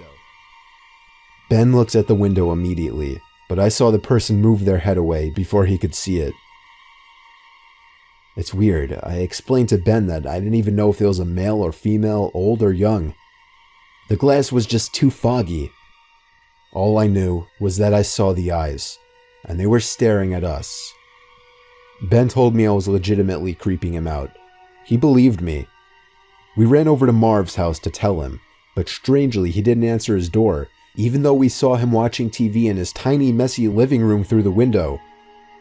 The fact that the guy wouldn't answer creeped us out even more.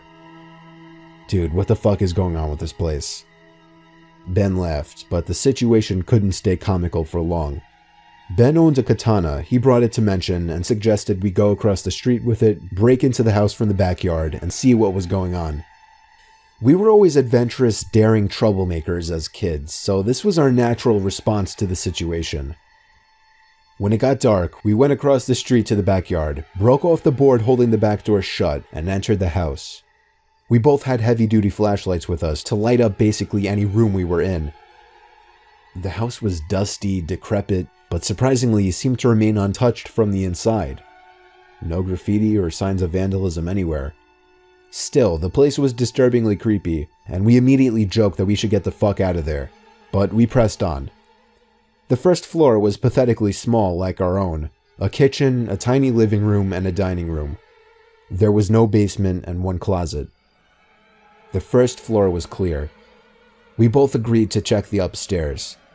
We tiptoed over to the stairs, and Ben, out of nowhere, screamed, "Is anybody up there?" "Dude, why the fuck would you do that?" I said quietly. Then we both froze in fear when we heard rapid stomping suddenly appear from above us. It was someone heavy, and it sounded like they were running over to the stairway. I literally felt like my heart stopped. Ben, the one with the katana, was the first to flee, grabbing my arm and tugging me with him. We went out the way we entered and ran back to the house, where we saw Marv just standing by his window, watching us. We didn't know what to do. He just intently stared at us as we froze to catch our breath in front of the house. We went inside, decided not to call the police, and moved out literally the next day. We explained to the landlord that the location was just too inconvenient for us, and we needed to leave ASAP. We drove away from that house and never looked back.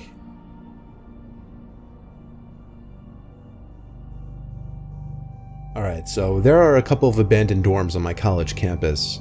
They were shut down like 15 years ago because of... Actually, I don't really know why. Anyway, they're abandoned. It's rumored that they'll be renovated at some point, but that'll probably never happen. Naturally, it's also rumored that they're haunted. The school has the windows boarded up to prevent students from going in there. Because I fancy myself an urban explorer who isn't afraid of getting into any trouble, I decided about a week ago that I was going to break in and take a look around. Cut to last night. I didn't really have a plan per se, other than wear black and avoid getting caught. Security on campus has been tightened recently, but I didn't have any issues getting in unseen. I'll spare you the details, but basically, you'd be surprised what you could do with a crowbar and some vandalism. I ended up crawling in through a first floor window. I found myself in an empty dorm room, illuminated only by my phone's flashlight. Now, one of the rumors is that the basement is haunted, so that's where I decided to go first.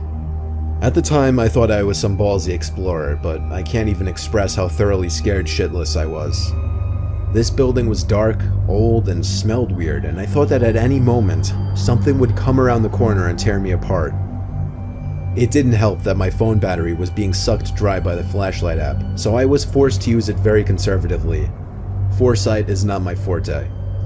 Anyway, the basement. There wasn't any alleged faceless man ghost, or at least not that I saw, but this is where shit starts to get weird. Let me just set the scene. I very carefully descend the stairs. I open the door at the bottom and step into, well, a room. A completely normal room, although a little colder and with a stickier floor than I would have preferred, but otherwise completely normal. I swept my flashlight across the opposite wall, and there was another door. Probably just a laundry room, I thought. I'll go in there and take a look around, and then get out of here before I piss myself. And then I could brag to my friends that I explored the basement of one of the abandoned dorms. But it wasn't the laundry room. I opened the door to a sea of red on the floor. There was a drain in the middle of the room, but it seemed to be clogged with various organic materials. Shiny, red organic materials. I caught a glimpse of a black pentagon-like thing on the ceiling, and then I fucking ran. Up the stairs, down the hall, and out of the window I busted earlier. I didn't stop running until I got back to my dorm. I laid in bed, wide awake, absolutely terrified. I managed to fall asleep sometime after my roommate left for class. I got up around 11 o'clock. I found a piece of paper that had been slipped under the door. Did you like what you saw? It was written in bright red ink. It's gotta be someone just fucking with me, but damn, they're good at it, because this legitimately creeped me out.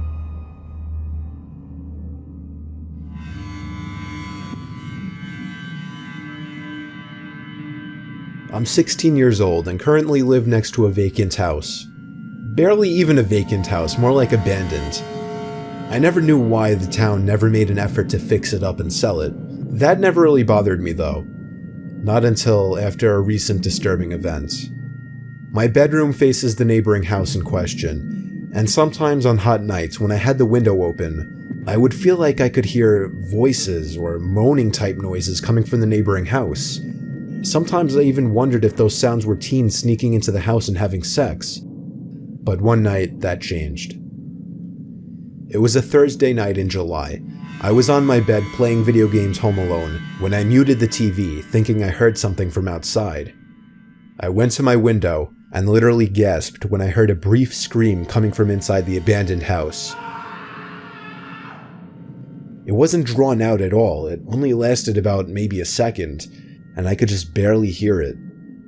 My adrenaline was rushing now. I wanted to get closer immediately. I shut off the lights and TV, took my airsoft gun as a mock weapon, and hopped the backyard fence over to the abandoned house's backyard. I knew the back door was left unlocked since I had been in there before with friends.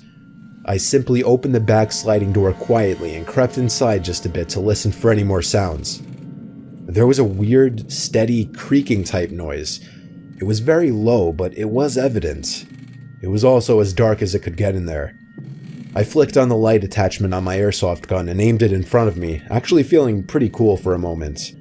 I now stepped fully into the house, and the sound grew louder.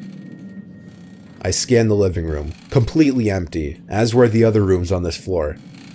I crept over to the basement door, which was open. The sound was coming from down there.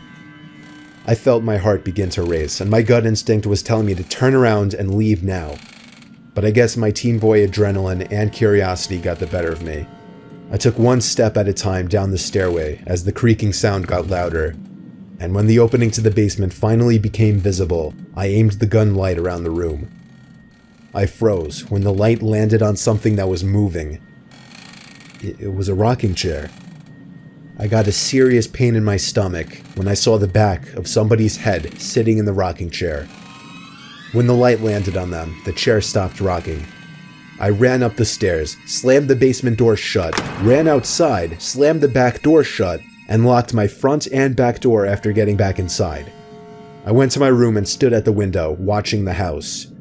I then picked up the phone and called my dad. He seemed more surprised than concerned when I told him, confirming that nobody lives there. He calmly told me to get the police over there to check it out.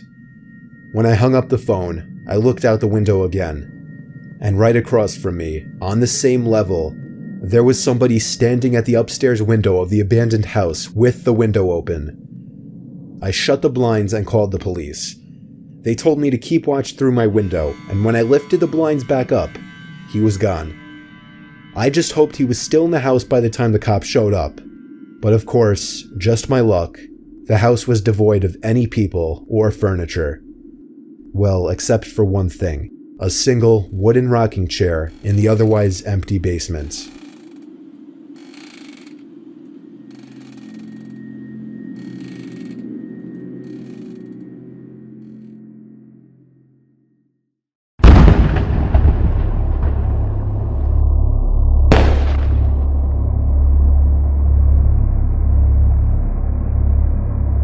It was July 4th, 2007. I was 16 years old, and I had nothing to do for the night. My older sister Alicia, who has 9 years on me, was going to some huge party upstate. I think it was referred to as the Rockaway Bomb Show, where a bunch of young, out-of-college adults would go to drink and go crazy. Surprisingly, when I told my sister that I had no plans, she invited me to come with her and her boyfriend Alex. Now, I was a shy kid, so maybe that's why she was inviting me, to help me break out of my shell. But being 16 years old, it was definitely out of my comfort zone to go attend some crazy drinking party full of 20-year-olds. Somehow though, she guilted me into going. We'd have to stay at a motel overnight there, so I packed my stuff, and within 2 hours, Alicia was honking the horn outside. It was a long drive, close to 4 hours. By the time we arrived, the sky was already turning that bright orange as the sun was setting. We pulled into some sketchy-looking road with a sign that said "Fireworks Show This Way." I rolled down the window and already heard a huge crowd of people in the distance. As we passed the tree lines on either side into the clearing, we could see a transportable stage, a bunch of tables scattered everywhere, and a food and drink bar. People in their low 20s everywhere, all holding beers or other alcoholic beverages. I felt my heart sink a little in social nervousness. Alicia parked the car on the grass because really there was no parking lot and the parking was basically a free-for-all. I followed Alicia and Alex to the party, and they immediately coincidentally found some of their friends who already seemed drunk. They introduced me and we chatted for a bit. Alicia handed me a beer, which I nervously accepted. As soon as I took the first sip, I started getting weird stares from people. I was afraid someone would ask me how old I am. I continued to cling on to Alicia and Alex for another 15 minutes before they both split up and started talking to random people. At that moment, I felt alone and awkward. In the middle of hundreds of college students and graduates all conversing with each other, and here I was, an awkward middle school looking 16-year-old with a beer in his hands all alone. A hand grabbed my shoulder and I turned, thinking it was Alex or Alicia, but it was rather some older guy. I mean, like out of place old. The guy was like in his 40s or 50s, he had a balding head and glasses, he looked like he could be a creepy priest. He then took the beer out of my hand and said, "How old are you?" That hit me hard in the stomach as I choked up for words. I was actually just getting that from my sister. He put the beer on a nearby table and asked me what my name is. I, still thinking this guy was a worker at the show or something, told him Jake. Then he asked me who I'm here with, and I responded, "My sister, like I just told you." Eventually, I talked my way away from the guy and looked for Alicia or Alex. There were so many people here though, and I didn't have a cell phone back then, so I couldn't even text or call them. It got to a point where I felt so alone and awkward that I wandered away from the party and into the woods. I sat on a log reflecting on myself and regretting my decision to come when all of a sudden I heard a huge boom followed by a roar of cheering. The fireworks show had started. I could actually see perfectly fine from where I was sitting, so I decided I'd just stay there. My mind was sucked into the beauty of the fireworks blowing up in the sky. So much so that I forgot about how upset I was. And suddenly, I couldn't breathe.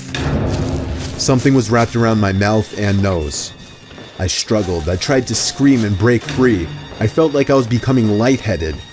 I looked up for anything on the ground to use as a weapon and pulled up a big stick. I tried swinging at the person's leg, but it didn't work. The person pulled me down to the ground and pinned me on my stomach. As a final attempt, I grabbed a big stone from in front of me, and with a single, lucky swing, I struck the person straight in the face. They let loose their grip and let out a grunt, giving me enough time to get up and run. I did take one glance at the person, however, and could see that they were wearing the same thing that the man I saw earlier had been. I ran back to the party where they were shooting off the fireworks and asked the apparent hosts of the party if they knew the man. They said they hadn't. I told them what happened, and one of the guys was like, "Holy shit, buddy, yeah, we're gonna report this." By the end of the night, when my sister and her boyfriend were too drunk to drive, I ended up driving to the motel. I never told anyone in my family about the incident out of embarrassment, but that's something I kind of regret now.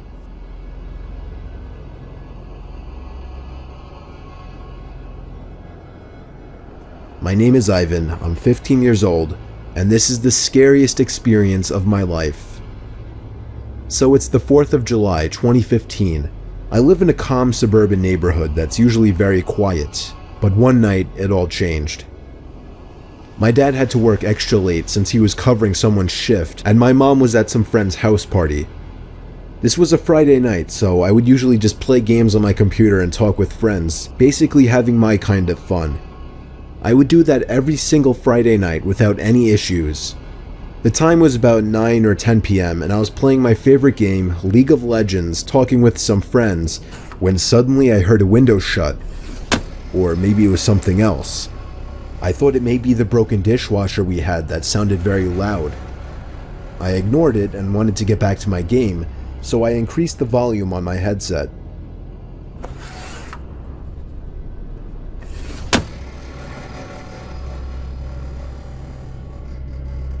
The sound echoed so loud that I could almost hear it with the volume on 96%. I had enough and wanted to see what it was, so I reduced the volume and told my friends to hold on and that I would be right back. The sound wasn't from the dishwasher or the dryer. It wasn't a window either. The sound was still underway though when I came to look what it was.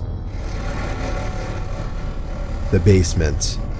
I had never gone in there since we moved in, and my parents told me to never go down there by myself. Not for suspense reasons or anything like that, but they actually just don't want me going down there moving around any boxes. The basement was dirty, and the door was kind of broken and always gave out creepy drafts when it was open. I went to the basement door and listened. The sound went on for a good 2 minutes before silence. My whole body was actually filled with joy and happiness. But before I could even breathe out and go to my room calmly, the sound started again. First quietly, and then louder and louder and louder. I was completely home alone if you're wondering. No parents, no pets, no babysitters, nothing. I didn't even have any weapons to defend myself either. I was so scared that I started having thoughts about my entire life as if it were flashing before my eyes, so completely sure I was going to pass out or even die. Now the sound was very loud. I went straight to my room and closed and locked the door very quietly. I took my phone and dialed my mom's number. She told me to call the police, which suddenly seemed like a better idea. I called the police, and as I was on the line with the operator, I heard a door opening from all the way downstairs. Because it was so loud, I knew that it was the basement door. The operator told me that they would be over as soon as they could. It was at that moment that the horrific truth hit me. Somebody was in my house. I listened in silence for a few minutes, other than the occasional firework booming in the distance from the outside, as I heard somebody rummaging through our kitchen and living room. I wrote to my friends in the chat, "There's a fucking intruder in my house." Before I could even see what they responded with, I heard footsteps coming upstairs. Thinking on my feet, I opened the window and jumped down 2 stories onto the grass, breaking my left ankle. I was crawling as far as I could away from the window, and when I looked up to the window, I saw him. The most disturbing face which has ever belonged to a man. A crooked mouth, brown, wiry hair, and eyes so dark I couldn't even see them. But I could only see it for a few moments before he turned and walked away from the window. The sounds of cop cars stopping nearby was the greatest thing ever at that moment. I remember watching the police walking the man out to the car in cuffs, and I'll never forget that face, which looked even more horrific up close as he gave me an evil, hateful stare before being driven off in the backseat of that police car.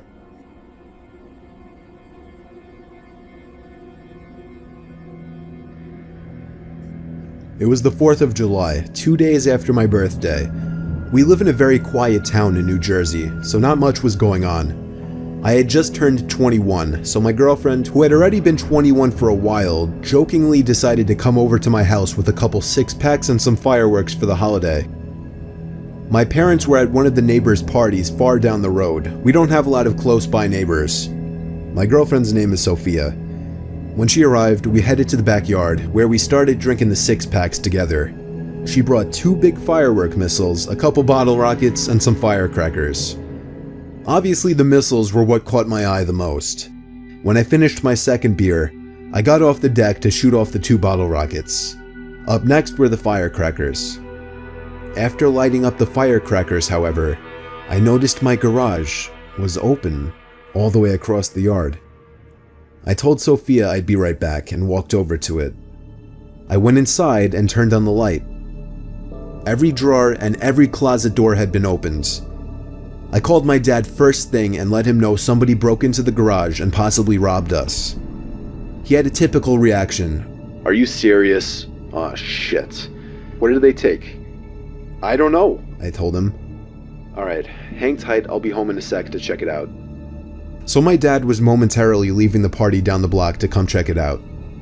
When I got back to the deck, I told Sophia, and she was just in shock. She went to go look herself, and when she came back, we just sat there outside on the backyard deck, waiting. Eventually, I decided to just shoot off the big missiles anyway. I couldn't wait anymore, and it was July 4th after all. Sophia told me to go for it. The first missile was huge. It practically lit up the whole backyard for a second. I loved it. But I knew these 2 missiles were not cheap, so I thanked Sophia again. I lit the second missile, and during those initial few seconds as the fuse was burning, me and Sophia both heard a large branch snapping on the ground from the woods. We both looked in that direction, and as the rocket exploded in the sky, it provided just enough light to see a figure in the woods facing us. We both screamed simultaneously, just in time for my dad to hear. Me and my dad both chased in that direction into the woods, but we couldn't see or hear anything. We completely lost the person. Later that night, we turned on the security camera in the garage that we hadn't used in a long time. At maybe 1 or 2 in the morning, when I was finally going to bed, I looked out my window for the heck of it, and the garage light was on. Me and my dad went to check it out. This time the entire garage had been completely trashed and some of my dad's expensive tools were missing. We went back to the house to check the surveillance footage, and we were disturbed. In the footage, the lights turned on, but the camera was blocked by something. It seemed like a piece of paper. We rushed back to the garage to check it out, and found a simple post-it note taken from the desk in the garage, stamped onto the camera. And in writing on the notes were the words, "Happy Independence Day, fuck you." We never found the robber.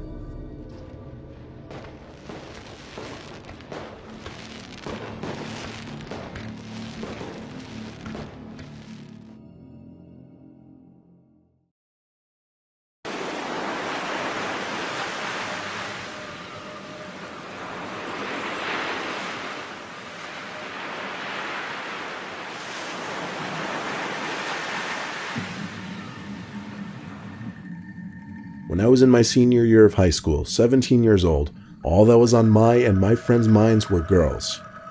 There was one girl in particular in my physics class that I was really into. Her name was Tiffany.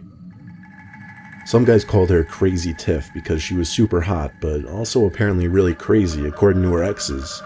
That's irrelevant to this story though. Basically, my best friend CJ managed to get one of Tiffany's best friends, Gianna, to agree to come hang out at some beach with him and I that night since it was a Friday and the weather was warm. The best part, Tiffany agreed to come with. This was it, my big chance with Crazy Tiff. CJ pulled up to my house at 10 o'clock that night. I hopped in shotgun and we went to pick up Tiffany and Gianna. On our way there, we agreed our first priority was getting me alone with Tiffany and CJ getting alone with Gianna. I was extremely nervous, but when Tiffany and Gianna got in the car, things were actually going pretty smoothly. CJ and I managed to make them laugh a bunch of times. By the time we got to the beach, I was confident Tiffany and I would vibe really well alone. I don't remember the tiny details of what happened after we stepped out of the car and onto the dunes, but I do remember the beach being completely void of any other people, and CJ somehow managed to go off alone with Gianna into the darkness after a few minutes, just like we planned. Tiffany and I took a walk down to the water and wet our feet and whatnot. Then we just laid in the sand and talked for a while. Things were going smoothly until Tiffany pointed out to the ocean. "What is that?" she said. I looked to where she was pointing but didn't see anything. I was laughing at her apparent delusion and got up to go closer to the water in hopes of maybe seeing what she saw. My feet touched the cold water, and that's when I was close enough to see it. There was a long, vertically standing object in the water. I inched a little closer and saw it move. I jumped out of the water and ran back to Tiffany. "It's a person," I said quietly to her. It was truly bizarre, the fact that anyone would be in the freezing cold water at this hour. Tiffany wanted to move because she was uncomfortable, and it seemed like whoever it was just watching us. Somehow it just felt like that.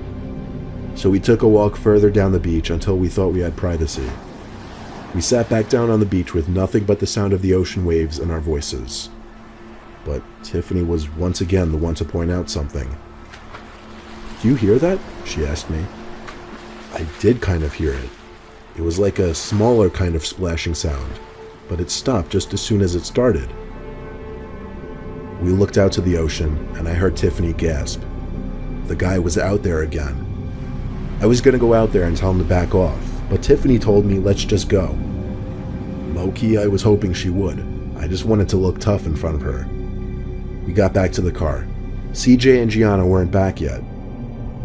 Suddenly, my phone started blowing up with texts, all from CJ. Apparently, he'd been texting me in some kind of panic the whole time we were on the beach, and I guess I didn't have reception out by the water.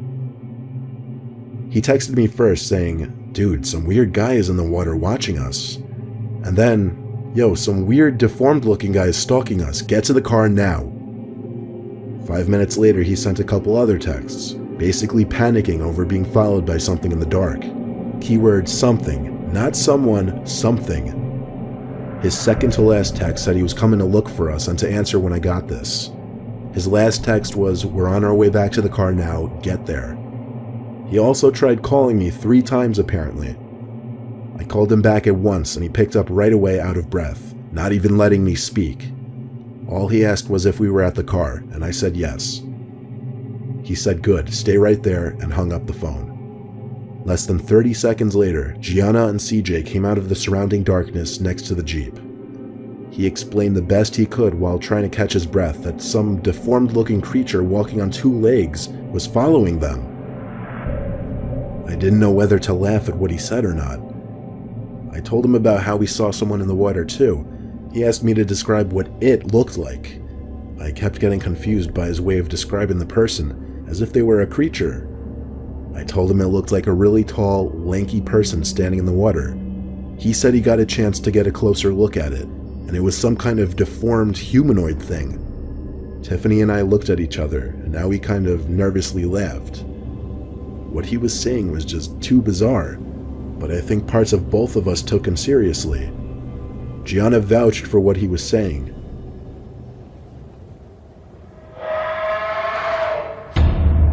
That scream made us all jump into the car. It was some kind of half-human, half-demonic kind of screaming. I can't describe it, you just have to hear it. Needless to say, we were all frantic in the car, asking CJ questions mainly. But closer to the end of the ride, we all grew silent.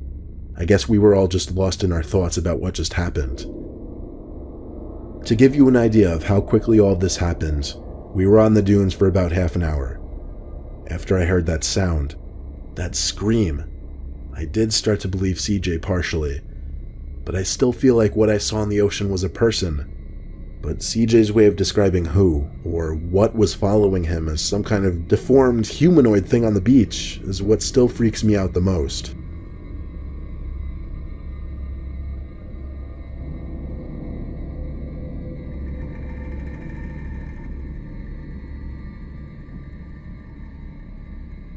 Our old town in Florida was right by a bunch of different beaches. My sisters and I would frequently go to the beach during the sunset hours because less people were there and the views were always beautiful. Sometimes we'd play volleyball, sometimes we'd go in the water, and sometimes we'd just lay in the sand. My youngest sister Ksenia, who was 13 years old, wanted to go in the water one night.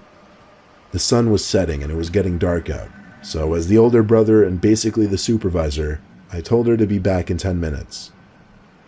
She ran into the water, and after watching her for about a minute, I looked down at my phone. My other sister, who was 16 years old, wanted to play volleyball. I was up for it. There was a volleyball net and a poorly inflated volleyball sitting next to it. It was good enough, though. We made do with it. When I looked away from the volleyball net, I couldn't see Ksenia. I looked every possible direction she could have gone in the water. I did not see her. It was getting darker and harder to see. I ran to the water to try and find Ksenia. I ran into the water, and when I couldn't run anymore, I swam. She wasn't in the water anywhere, though. But I saw a boat nearby. A big, luxurious boat, close enough to swim over to. It took me a couple minutes, but I got there. I hoisted myself up onto the bow, off some tiny step ladder, and I heard laughing below deck. There was a hatch door that was opened, and there were lights on down there. I called out for help. Then there was silence. I called out that I was looking for my sister. Then I heard Ksenia's voice from below the deck. She called out my name. I hurried down the stairs into the cabin to see Ksenia sitting on a bed with a Coke in her hand. Further down the cabin were two grown-ass men sitting opposite each other, looking at me. I grabbed Ksenia into my arms, and one of the men said with a smile that I have a very nice sister. The other man seemed to catch on to my suspicion right away and claimed that the two of them were just offering to give her a ride and some snacks because they saw her all alone in the water. I didn't even say a word to them. One of them asked if we needed a ride back to shore. I didn't answer. I told Ksenia to swim back to the beach with me. We got back to shore in a couple minutes, and the boat was far gone into the sunset. I brought my two sisters home and had my dad figure out what he should do. First of all, he was mad at me for not getting details of the boat or the men's faces, and he was right. My dad punished Ksenia and prohibited her from going to the beach past sunrise from there on out.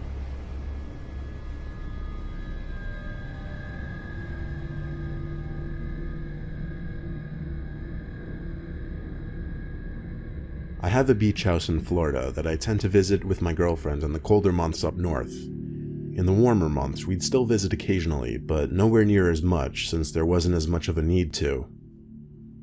It was early February, freezing up in Connecticut, so my girlfriend and I took a trip down to Florida to visit the beach house. By the time we actually got to the house after the day-and-a-half drive, it was starting to get dark out. It was actually a long month and a half since I'd been there last at the time. The electricity, the water, and everything was already on since it was wintertime, and I kept everything on during the winter season due to our frequent visits. So all we had to do when we arrived to the house was unpack, take a couple lounge chairs, and walk 20 seconds onto the beach and take a nap. We didn't even check out any of the other rooms because we were so drained.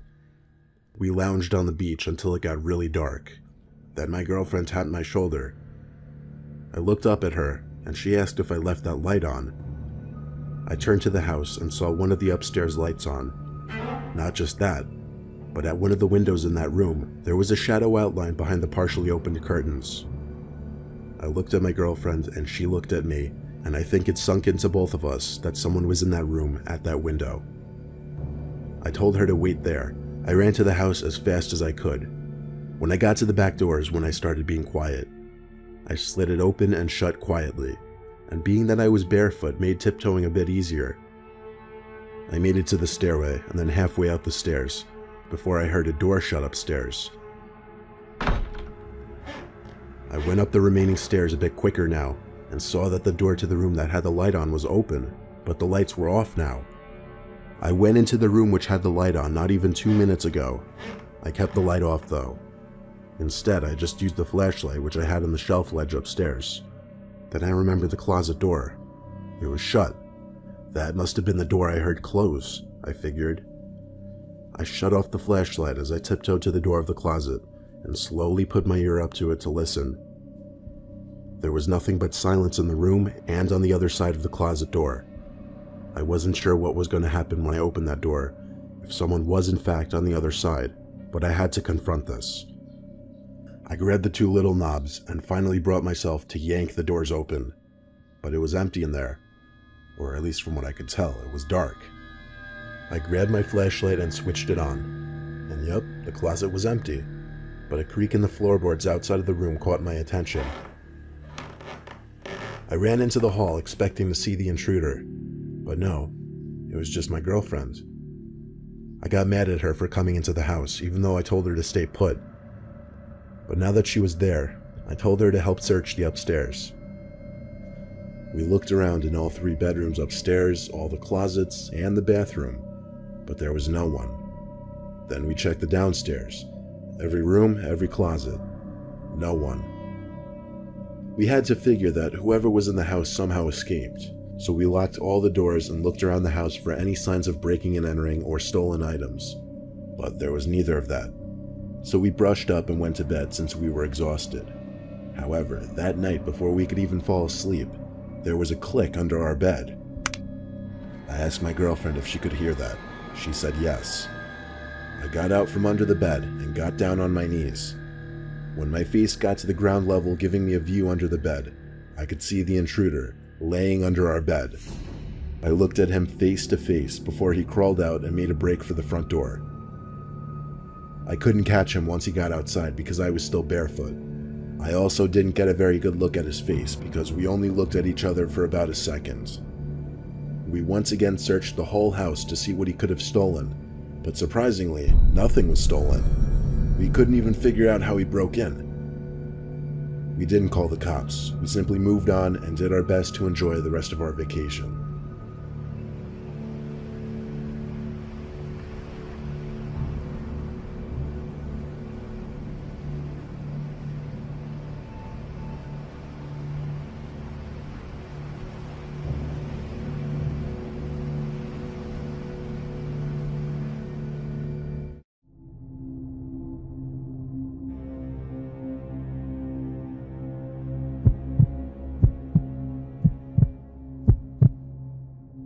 There was a house by me nicknamed Ghost House because construction was never finished on it for the longest time, and it had been sitting vacant and unfinished for years. It was on an already kind of sketchy block with a lot of houses that appeared to be either vacant or the owners of the houses just don't care about their properties because there's a lot of overgrown grass and weeds. My friends Jenny, Luca, Kylie, and I were bored just driving around town late one night. We got some fast food. Then Luca floated the idea of checking out the ghost house.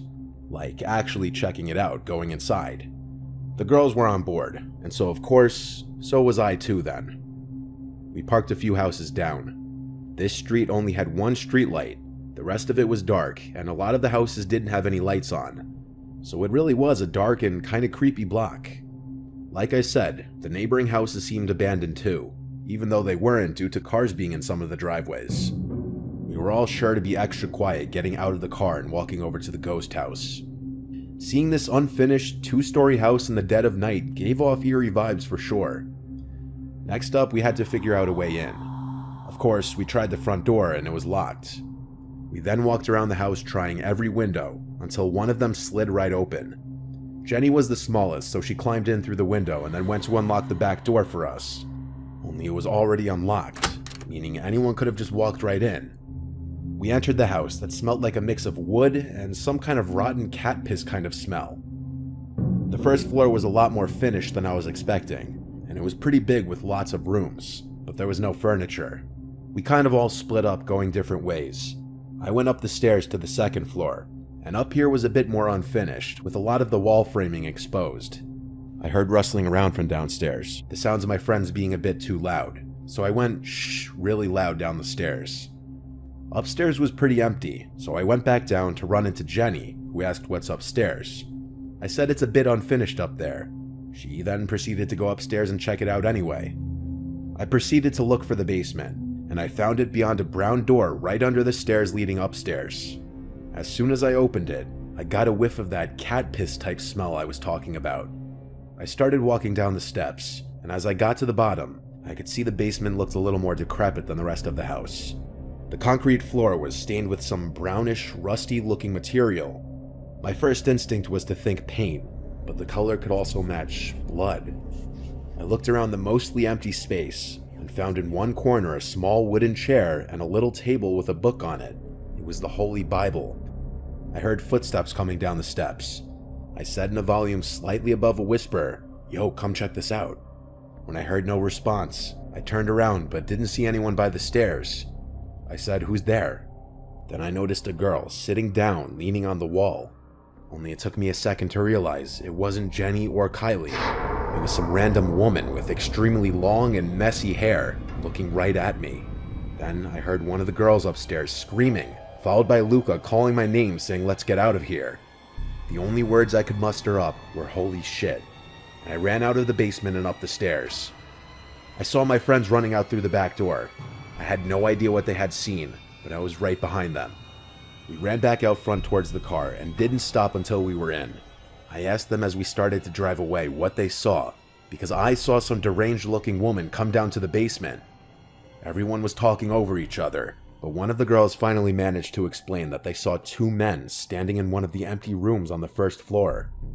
They saw some dark objects on the floor in that room, but they couldn't find out what they were in those brief seconds before running away. They didn't get a look at their faces, but they were men based on their statures. I don't know what the hell was going on in that house, and if we ran into some satanic cult, or if we just ran into some homeless people. You couldn't pay me to ever go back to that house again. I don't live in that town or state anymore, so I don't know what became of that house. But based on the most recent Google Maps picture from 2019, it still wasn't ever finished.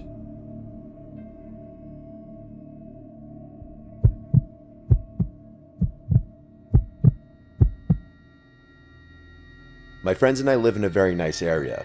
Try and picture the quintessential suburban neighborhood. It's relatively quiet, and people are used to the secluded, isolated feel it provides. The last place you'd expect anything dangerous to really happen. With the exception of what I'm about to tell you, my town radiated the calming silence you'd eventually come to crave. This happened a few summers ago, and as much as I try to resist it, I will never be able to erase the memory from my mind. Anyway, my friend Chaz and I had always been those kids to try to cause trouble wherever we could. Looking back, I struggle to justify our behavior. I guess it was our teenage manifestation of a rebellious spirit or some shit like that. We lived on the same street and hung out after school every single day. Because our neighborhood consisted of nothing but very large houses and towering trees, we didn't usually have much to do on weekdays, unless we wanted to journey a few towns over. So we ended up making our own fun most of the time. In our neighborhood, there was a well-known mansion at the top of a hill that had been abandoned for as long as people could remember. It wasn't really special. Every kid who lived in my town had been inside. The rooms were essentially stripped of anything of value, and finding a wall that wasn't coated with multiple layers of spray paint was almost impossible. It was especially creepy because it stood at the edge of a massive cemetery. For Chaz and I, this cemetery mansion was a kind of default, a plan B if we will. If we had nothing else to do, we'd throw some graffiti up inside or just smoke and chill on the roof. This was one of those nights. It was like 3 a.m. on a Wednesday, and Chaz and I had just been flaked on by a couple girls that we made plans with. The two of us were kind of upset, so we figured chucking rocks at the cemetery mansion would be a decent way to release some energy. Had we been sober, we might have been more cautious about doing something so stupid. But it was late, it was summer, and we didn't care. I convinced Chaz not to drive. We were more than a little drunk. And after about a 20-minute walk, we crested the hill and were met with a familiar yet eerie sight. Vines twisting and hanging down the muddied bricks, most of the windows shattered, menacing points at the tip of the roof. Definitely a sinister feel, especially at such an ungodly hour of the night. Without warning, Chaz picked up a stone and chucked it towards the house. It sailed gracefully before smashing through one of the fourth-floor windows. It was difficult to confirm in the low light of the moon and surrounding streetlights, but the deafening sound of the shattering glass confirmed it. Gleefully, I picked up a rock and did the same, puncturing one of the second-floor windows. Before the mansion's fourth floor, there was a single small window, probably an attic, that stood lonely as the highest room in the house. Chaz challenged me to hit it. I missed a good 10 throws before giving up with an aggravated sigh. Chaz grinned, picked up a rock, and said, "Watch this." He took a long look at the tiny target and launched it. I watched in awe as the rock flew through the air, shattering the attic window with a satisfying crash. I was shocked. The two of us stood there for a second, admiring what just happened. Chaz was about to pick up another rock when I, still looking at the shattered window, saw a dark object fly out of the emptiness and sail down towards us. I literally jumped, confused as to what I just saw. Chaz and I looked down at the rock that had just landed on the gravel in front of us, the exact same rock Chaz had just thrown. It was easily recognizable, as it had a sort of Z imprint on one of the faces. The two of us stood there in silence, obviously a little shaken up. It was really late for other kids to be doing the same thing we were, but that was the only explanation we could come up with. We agreed that it must have been a group of teenagers trying to mess with us, an idea that actually excited us. The devious grins on our faces told the story. We were going to try and get the jump on them before they could scare us. The two of us quietly made our way to the front door, ducking under a thick vine that hung from the towering pillars above. The door was slightly ajar, but it always was. It had long since been misaligned from its hinges and didn't close properly. As quietly as we could, we stepped inside, our eyes adjusting to the minimal light and our noses to the smell of mildew and rotting wood. We slowly made our way up the creaky stairs, unable to silence the sound of shifting wood beneath our feet. We had made it to the fourth floor and were positioned at the base of the final staircase. Interestingly, we had never been up there. The entrance to the roof was on the opposite side of the house, and this room must have eluded us. Chaz took the lead, and I followed directly behind. The staircase led to a small wooden door, which we presumed was the attic door. Chaz put a hand on the doorknob, and even looked back at me. I nodded, and in one fluid motion, he flung the door open. Before I could even see anything, I was struck by the smell that made me take a few reactionary steps backward. It was disgusting.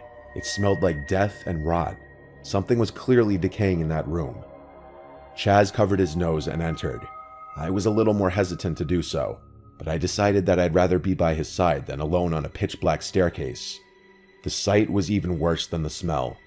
We found ourselves staring at a tiny room, the floor of which a white pentagram was painted. There were a few unlit candles and a closet door that we didn't open.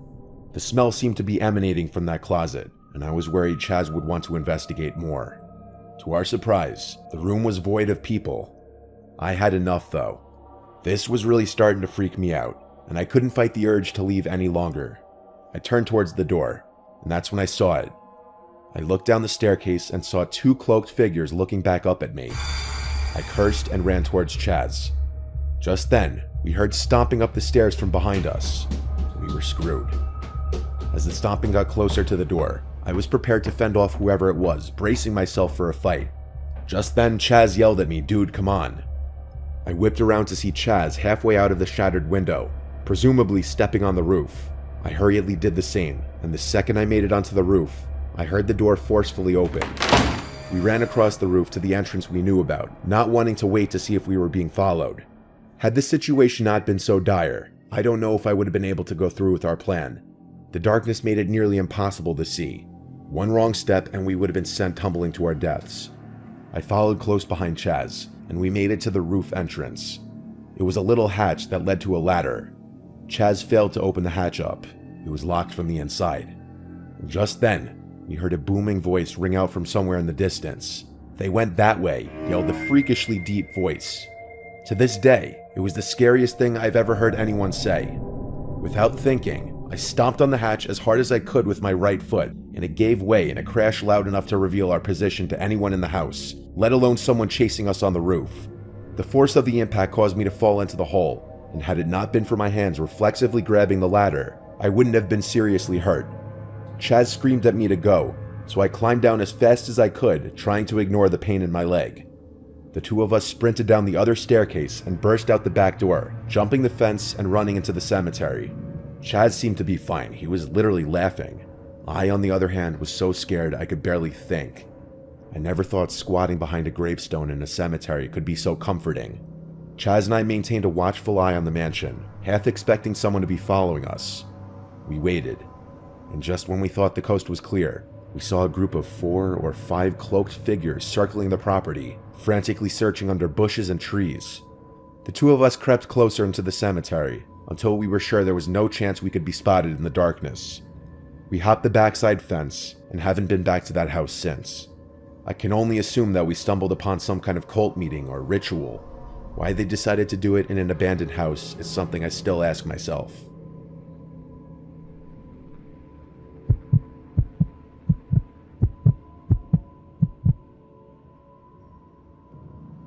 This was the year 2017, when I was rushing a frat in college. Towards the end of our pledge process, our entire pledge class took a trip to an abandoned hospital a few towns over. It was a sort of tradition that each pledge class would do. I carpooled with a few of my pledge brothers. There's honestly just too many names to list, so I'll just name my pledge brother that I spent most of the night with, Joshua. Joshua and I and a couple others carpooled to the hospital, which sat next to a big park, so all of us parked in one of the parking lots in the park. We waited till everyone was there, then started walking down a pathway in the direction of the hospital, until the pathway cut right, and at this point we had to walk through the small patch of woods separating the park from the hospital. I honestly wore the wrong shoes for this. I was complaining about wearing my white Air Force Ones. After making our way through the woods, we got to the property of the hospital, surrounded by trees and a parking lot on all sides. Seeing such a tall building, once full of people and lights, standing completely dark in the night, was really creepy. It was my first time ever exploring this building. A couple of the guys in the group knew the secret ways in, one of which being simply climbing through one of the lower windows that was smashed through. I followed close to the back of the group. One by one, we stepped down through this window, leading to a level beneath the ground. The floor on this level was wet, making me really regret my shoe choice now. Joshua and I stayed in the back, following behind the rest. There were like 10 of us, so being in such a large group took away most of the scariness of being in a place like this. We went up the stairs. Everyone's steps echoed through the building. We traversed the creepy hallways that had been abandoned for decades, the walls surprisingly not littered with graffiti. James, one of the guys who was very experienced with this place, said not a lot of people break in because no one thinks to cut through the park to avoid the security in front of the parking lot. Eventually the group started to split up a little bit. A small group of guys went this way, a small group of guys went that way. We were on, I think, the second floor, when Joshua and I decided to go down this separate hallway/corridor. Some of the rooms in this place seemed like they hadn't even been gone through since the place closed down. Others looked like they'd been rummaged through, and had small amounts of graffiti in them. Joshua and I were in a hospital room with the bed and medical equipment still in there, when we heard someone walk past the doorway to the room. We both turned and caught just a glimpse of a black shadow walking past the door out of view. We both looked at each other, then said, "Yo, who is that?" I walked into the hall, and at the end of it I saw someone, standing there. I couldn't tell if they were facing me or facing the wall. All I saw was their body. I said, "Who is that?" Then whoever it was walked into the room next to them. Joshua came into the corridor now, and was confused at what I saw. I told him someone was here, and we should just go back to the group. We left down the opposite direction, back towards our group. We eventually started to hear the echoing voices of our pledge brothers. As we were getting closer, all of a sudden, there was an almost deafeningly loud, blood-curdling scream of a woman coming from the direction we just came from.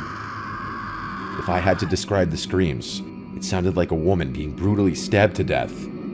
I noticed the sounds of our pledge brothers went silent now, or maybe the screams just overpowered the sounds of their voices. We ran back towards our friends and screamed, "Go!" All of us ran back downstairs to the lower level where we entered from. Somehow I found myself in the back of the group again. One by one, we all crawled out from that window. The screaming stopped, but now we heard footsteps stomping down the stairs. They weren't the footsteps of anyone in our group. I was screaming, "Go, hurry up." Finally, after Joshua crawled out, I crawled out, the whole time fearing someone would grab my feet. We booked it back towards the cars through the woods. After we got to the cars and caught our breath, I told everyone I saw a person in the corridor where Joshua and I were. That's where the screams were coming from. We all left shortly after that, definitely freaked out. I'm not really interested in urban exploration anymore.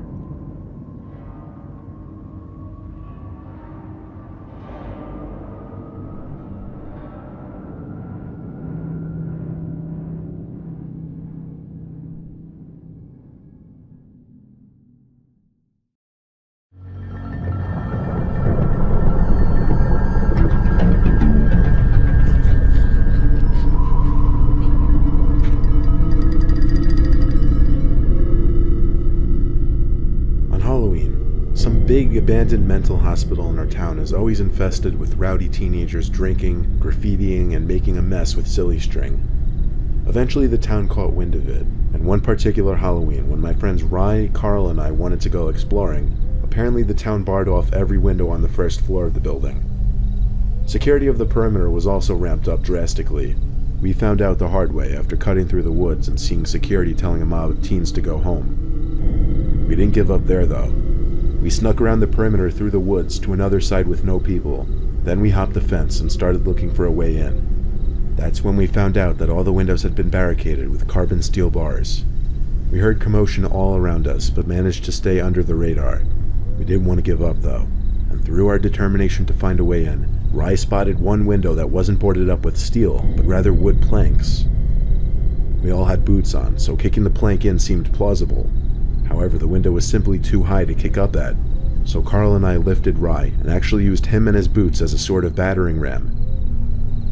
The wood was wet and apparently rotted, so it actually snapped rather easily. After that, we simply ripped off the remainder of wood, and boom, we had our way in. We had to hurry though, before security might see. We gave Rye a boost up since he's the shortest. Then Carl and I leaped up to the ledge and squeezed in. There was junk and debris everywhere, so I took some long, flat piece of wood and covered the window with it to hide our way of entry. After that, we were all alone in a giant abandoned psych ward to explore on Halloween. Carl brought a few cans of spray paint in his backpack that we planned to use. First, we had to find a good spot to use them. Carl also brought 3 flashlights for us since of course it was pitch black in there. It was also weird stepping out from the cold, windy outside with the commotion and yelling going on to the scarily dead, silent interior. We planned on going to the top to possibly get to the roof, so we looked around for the stairs going through the dead, silent hallways. It really seemed like we were the only ones who found a way inside. We eventually found the stairs and climbed like 10 half flights of stairs to I guess the 6th floor. However, there was one more floor, the roof level, but the stairs in the hall we were in didn't lead up there. So we had to begin our search for the separate stairs to the roof level.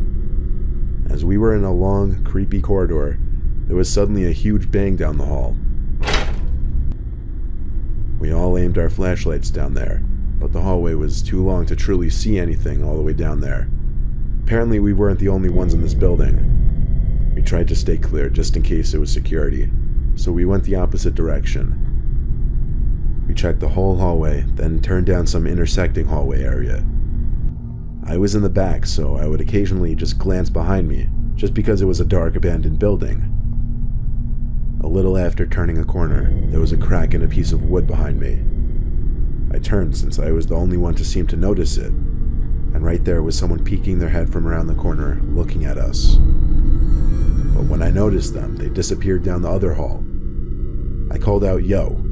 I'm not really sure if it was directed to my friends, to the person I just saw, or both. My friend stopped and looked back. We went back to the corner where the halls intersected to look down that other hallway, but the guy I saw wasn't there.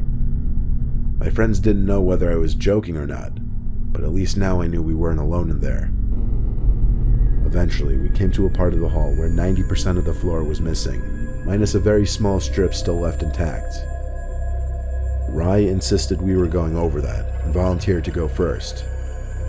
After looking down the hole and realizing it wasn't that much of a drop, I was okay with it. It dropped into what appeared to be a bathroom, or at least what once was a bathroom. To cross, we pressed up the front of our shoes to the wall and grabbed onto a pipe that ran up the upper wall as support. I crossed last, and my two friends apparently didn't wait for me, because they disappeared down the hall as I called for them to wait. I then slowly started to cross the extremely narrow bridge between the two sides of the hole, when suddenly, I felt something grab the back of my shoe. At first, I thought it was one of my friends messing with me, but that didn't make sense. They couldn't have gotten down there so quickly. I had no free hands to be holding my flashlight though, and my friends were already gone down the hall, so I was almost in complete darkness and couldn't see who or what was trying to pull me down into that hole. I screamed for my life, so loud it could probably be heard throughout the building. My friends came rushing back, and as light once again poured into the hole, the grip on my leg was released, and then there was a sound of running from down below. We didn't try to go down there and fight the guy. We didn't even look down there to see how he could have reached me or if he was even still there. I just forced my friends to come with me all the way down the stairs back to the first floor. But now we had another problem. We forgot how we got in. There was only that one window which wasn't barred up with steel, and we blocked it with wood. We were looking around in a hurry because of what happened. Nobody would play a joke like that. It felt like we were navigating a maze down there on the first floor, looking for that stupid window. Every corner we turned, I was afraid we were going to see that face, peering from another corner. And it happened. Since I was now the one leading the three of us, I was the first to see it. At the end of the hall we were running down, there was that person, hiding half his body behind the wall. This time, as opposed to last time, however, I could actually see that he was wearing a mask. Was it the same person who tried grabbing me through that hole? I don't know, but I still don't doubt it. We turned the other way and ran. We didn't stop running until we finally found that window we entered through. Climbing out was easier than climbing in, and by the time we got outside, it seemed most of the commotion going on outside was gone. Security seemed to have kicked most of the people off the premises. We could have found a security guard and warned them of a potential psychopath in the building, but that would risk us getting busted. So instead, we ran back through the woods to the car. The rest of the night, we hung out in a parking lot, and that was our 2016 Halloween.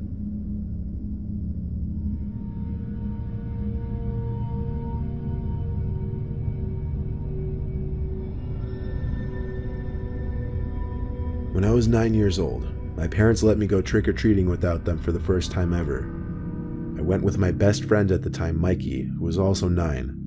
We were to be back home by 9 o'clock the latest, though. I think it was getting close to that point when we were still out trick-or-treating. Trick-or-treating was a little worse in our town because properties were so big, so it meant more walking for less candy. We came to one house which sat on a corner and was isolated by a set of tall bushes. We rang the bell as usual. I still remember it all so clearly. You're about to find out just why that is, though. An older man opens the door, probably in his mid-50s, thin grayish hair and a mustache.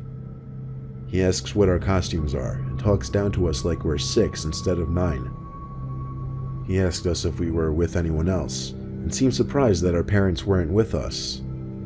Then he opened the door completely to reveal some kind of obstacle course tunnel he'd set up in his living room. It was made of cardboard boxes and Halloween decorations. Admittedly, it looked cool, and when he said in order to get our candy we'd have to make it through the obstacle course, it was very tempting. Mikey and I looked at one another and said okay. The man told us to come in, but he didn't look at us as he said it. Instead, he looked outside as he slowly shut the door. I crawled into that tunnel made out of boxes first, and Mikey followed after me. It was really dark inside of this tunnel since the man had only some dim orange Halloween lights on in the room. There were fake spider webs and other Halloween toys scattered throughout the box tunnel. It was actually really big and well put together because we struggled to find the way to the other end. But when we did, it led to a small room also lit up by orange Halloween lights. There was a note in this room pointing to a door saying candy down there. Mikey went to open the door, revealing stairs to the basement. There was more orange light down there. The man was nowhere to be seen though. Me and Mikey started making our way down the stairs, and when we got to the bottom, we saw nothing but a big, empty basement. Then, the door above us slammed shut. We went back up the stairs to try and open it, but it was locked. We didn't know what to do other than cry for help, but we stopped when we heard the doorbell ring upstairs. It rang repeatedly, actually. We listened by the basement door to hear anything, and we heard what sounded like the front door opening, so we started screaming at the top of our lungs. Then there was a commotion outside the basement, like two men yelling at each other, before the door in front of us unlocked and opened, and a man and woman came up to us. The woman hugged us and told us to follow them out of the house. We followed the couple through the living room, passing the man in the corner of his room, standing over his freakish creation. The husband called the man a sick freak as we left the house. The couple took us to their house, where the husband called the cops and the wife stayed with us, asking questions like what the man said to get us inside of his house. Apparently, they'd seen us go into the man's house because they live across the street. The cops arrived, and there was an overwhelming amount of evidence for him to be arrested and tried. Of course, at the age of 9, we didn't understand the depth of the situation, but looking back now, we're all happy that those neighbors came to our rescue and justice was served that night.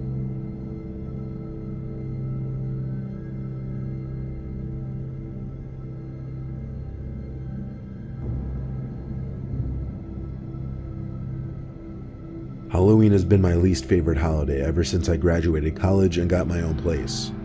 I hated the idea of strangers coming up to my house with their kids and asking for candy all day, but I dealt with it with a smile on my face. My property is big, but it doesn't have any fences, and times in the past I'd seen kids fight each other with silly string in my yard. Hell, I've even had kids teepee and silly string my house.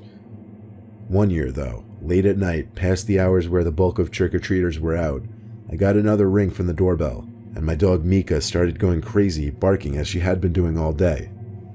I opened the door to a person in a full-body gorilla costume. Only the face of the gorilla was freaky looking. It was a costume made to look scary. He didn't say trick or treat, he just held up a small plastic bag that was filled with some candies. Not a lot. Since it was close to the end of the night and I had a lot of candy left, I dumped a lot of it into his bag and waved goodbye.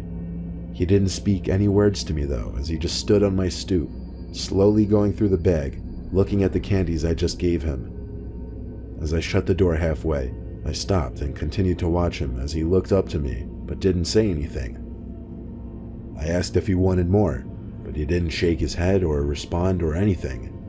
He kept looking at me weirdly, so I just shut the door and locked it. I wasn't in the mood to be playing games. Plus, what he was doing was extremely unsettling. I went back downstairs to my den to continue watching the movie that I had on. That's when I heard something fall outside. The back door was right next to my couch, so I got back up and took like 5 steps to look outside. With the back patio light on, I could see a rake that had been leaning on a pole had fallen. Given how I left it sitting, it was weird for it to have fallen on its own. Being Halloween, I did feel the need to go out and investigate. I threw on my slides and went outside to pick up the rake first of all. It was not windy out at all, so it shouldn't have fallen on its own. Then I noticed the door to my shed was cracked open. I have a huge shed in my backyard that I store all of my outdoor equipment in. I went over to take a look inside. As big as the shed is, the lights haven't worked in there for years, so I had to use the light from my phone screen on full brightness as a flashlight of sorts. I didn't know what I was expecting to find, but I certainly wasn't expecting to find a gorilla mask sitting on a big box. I knew right away. The light from the phone screen only traveled so far, but I still dared walk further into the shed until I saw him in the corner. There was the person in the gorilla suit, only now he had his mask off. I stepped a little closer and realized he was facing the wall, just standing motionless. He was also not a kid, rather some old, terrifying-looking man. I didn't know if he heard or saw me yet, so I started backing away slowly. But even though I didn't make a sound, his head suddenly turned to face me. It nearly made me shit myself or have a heart attack. I ran back outside and slammed the shed door shut behind me. I then ran back to my back house door and heard the door to the shed open with a lot of force. I didn't look back, I just went inside and locked the door. Then, of course, I called the police to report a trespasser on my property. It figures, however, by the time the cops arrived, the guy in the gorilla suit was gone, mask and all.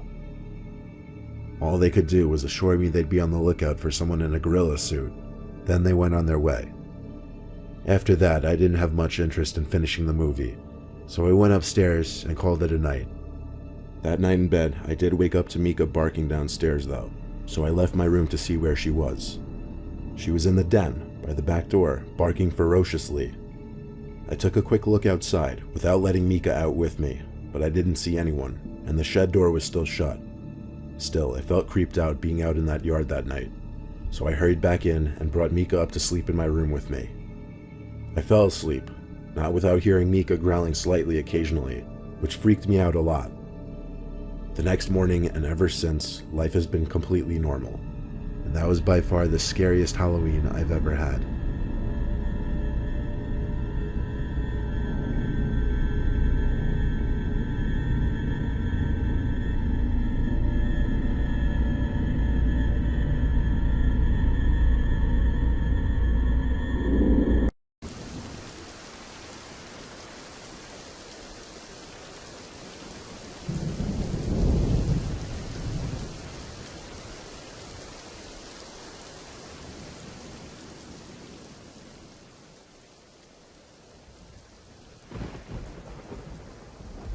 When I was 14 years old, I lived with my mom, dad, 2 brothers, and my sister in a rural town in Florida.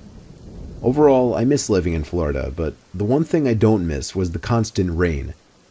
On one particular stormy Saturday night, where the thunder was so loud it shook the whole house, me and my 2 brothers had nothing to do. My sister was out at a friend's house. Me and my 2 brothers decided to play some video games to pass the time. It was only 8 o'clock after all. I remember we were playing some weird PS2 game where all the WWE wrestlers were driving cars and shooting at each other. I don't remember the name, but I remember the exact moment the power went out. I was about to kill my brother in the game when the room went completely dark, and the sound of something popping from outside echoed into the room. We assumed a fuse had blown outside on one of the power lines. We went to call for our dad, who was already getting his rain jacket on to go outside and check. Our house has 2 fuse boxes, one outside attached to the telephone pole on our lawn, and one inside. He asked me to go outside with him to aim a flashlight at the fuse box. When we were outside, he opened up the fuse box and began flicking around the different switches, hoping to reset something. He tried every switch, but the power didn't seem to come back on. He told me to wait there and to keep flicking switches while he went inside to do the same thing with the indoor fuse box. The rain was coming down hard. I just wanted to go inside as soon as possible. As I had the flashlight in my hand aimed into the fuse box, even through the sound of rain pounding down on the ground, I thought I heard something come from the woods behind our house, like a giant log cracking. I aimed the flashlight into the woods, and for maybe half a second, I thought I saw an arm reaching around from behind a tree. But as soon as the light exposed it, the arm pulled away behind the tree. I shut the fuse box, ran up the front patio, and into the house. I ran to my dad, who was tampering with the switches inside the fuse box in the closet. He entertained my claim, but he didn't seem to take what I said very seriously. He followed me outside around back, where I aimed the flashlight into the woods, the same spot I saw the arm. My dad took the flashlight from me and made his way into the woods.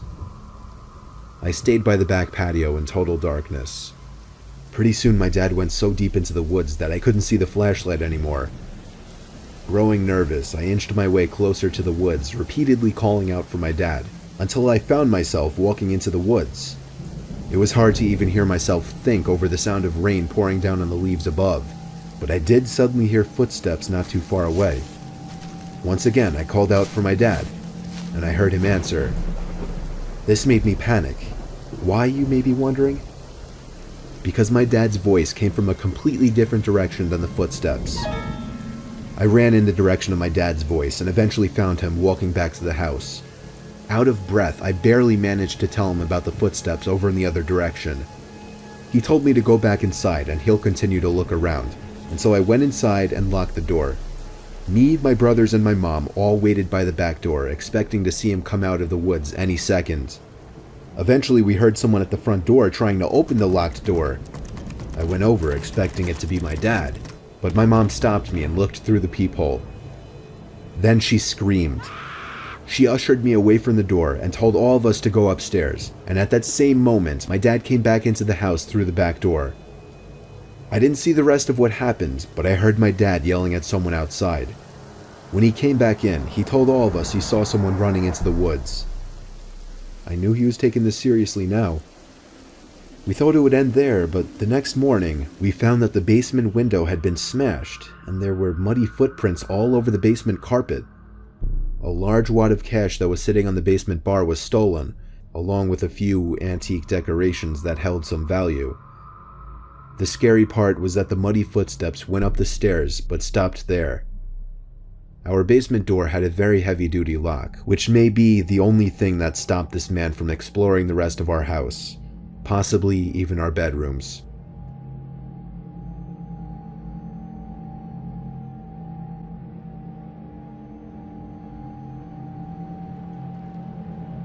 It's been a pretty rough couple of nights over here in Midwest. Flood warnings are replaced with thunderstorm watches. Thunderstorm watches are followed up by tornado warnings, and even sirens add a nice touch to this surreal nightly experience. I used to enjoy a good thunderstorm. You get yourself comfortable on a couch, grab an extra pillow with a blanket, cuddle up, and enjoy the show of grace and might. Lightning bolts ripping through the sky, illuminating clouds, houses, and tree lines, the sound wave coming with a tad of delay, shaking the window frames and sending a strange tingle through your body. Nature is a powerful force, and it was majestic to see it in action. Until tonight. The forecast was promising a late-night thunderstorm, so I was caught by surprise when I started seeing flashes outside around midnight. Since I wasn't prepared for it, I tried to quickly finish up the Orange is the New Black episode and get myself to the couch. When I got my headphones off, I realized why the flashes seemed so odd at first. There was no sound to follow them. I mean, if the lightning is in the clouds or pretty far away, then yeah, I guess the sound could be missing, but the flashes seemed so close. I decided to check out the sky of the kitchen window. There's a pair of large glass panels that give you a good wide-angle view to the outside. To keep my eyes adjusted to the darkness, I stayed away from flipping the switches on and traveled through the house relying on my memory. The moonless darkness of outside gives you that eerie feeling, even if you are inside of the safe walls of your house. But those are just the feelings, nothing else. If it wasn't for the glass, the pitch-black darkness of both sides made me feel like the safe walls surrounding me no longer exist, and that feel of safety was slowly crawling away. But the walls did shatter when I glanced up high into the sky, and my eyes met the twinkly stars staring back at me. There were no clouds. There was no thunderstorm with lightning. No, there wasn't.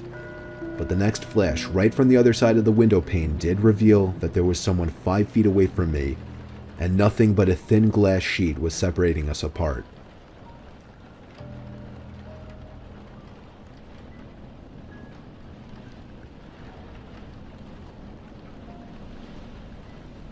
In the year 2009, I was spending a weekend with my uncle on his ranch when my parents were renovating the new house we had just bought. It was my second night there, a Saturday, and it happened to be during one of the biggest thunderstorms of the year. I'd say there were at least 3 crashes of thunder and lightning per minute. And we were in the heart of the storm, because the thunder would crash not even a second after the lightning would. I always enjoyed listening to storms while laying in bed, so I stayed up a little later watching TV, just enjoying the ambiance. After the movie I was watching finally ended, I turned off the TV and tried to fall asleep.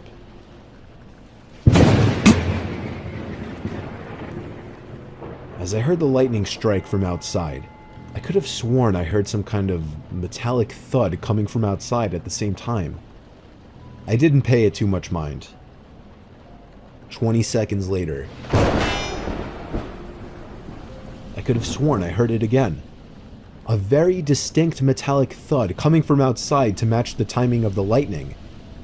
I really don't mean to make this sound like a cliche horror story, but my uncle really is a kind of creepy guy, and I was never close with him even remotely, so for that reason I didn't feel right going to wake him up. I just tried to forget about it. Now I was getting concerned. What the hell could that be? After the third time, I finally got out of bed and walked over to the window of the guest bedroom. The water pouring down on the window made it extra hard to see what was out there in the dark fields. A flash of lightning momentarily lit up the property, but I couldn't see anything. However, once again, the sound of a metal hit accompanied it. The sound was so close now, it sounded like it was coming from the left of the window at a blind spot. I was going to do something I knew my uncle wouldn't be happy about. It would be a bit messy, but I was going to open the window and peer outside to see if I could see what the sound was. I unhooked the window lock and slid it up, and immediately the wind of the storm blew drops of rain into the room and onto me. I stuck my head out the window and looked to the left, and at that very moment, lightning lit up the property once again, and I could see a person dressed in all black crouched down by the outside basement door with his hand raised in the air. And before the sky went dark, I caught the briefest glimpse of what the sound was coming from. The person was bashing at the basement door lock. I pulled my head in and quietly shut the window, making sure to lock it. I was in a panic. I feared he might have seen or heard me. I ran back to bed and pretended to be asleep, facing away from the window. Lightning crashed once again, but this time there was no metallic thud. My heart must have dropped as I realized this. I just stayed put in bed for the longest time, hoping whoever was out there would go away. After maybe 3 more lightning crashes without any thuds accompanying them, I thought it would be safe to go tell my uncle. I turned to face the window and screamed. There was a figure, clear as day, standing at the window, looking in at me. I screamed as loud as I could and ran straight to my uncle's room. He went outside with his hunting rifle with nothing on but his pajamas, not even socks. He ran around the entire property yelling like a madman, but didn't find anyone. The next morning, we were able to better see the marks on the basement door lock. It was almost bashed open. Maybe 3 or 4 more good hits would have done it, according to my uncle. He was proud of me for picking up on it. Luckily, I was out of there that same day. My uncle hasn't told us of any incidents since, so I think he's been okay. Not that we talked to him much at all. I'm grateful I stayed up a little later that night watching that movie, because I may have just stopped a robbery, or possibly much worse.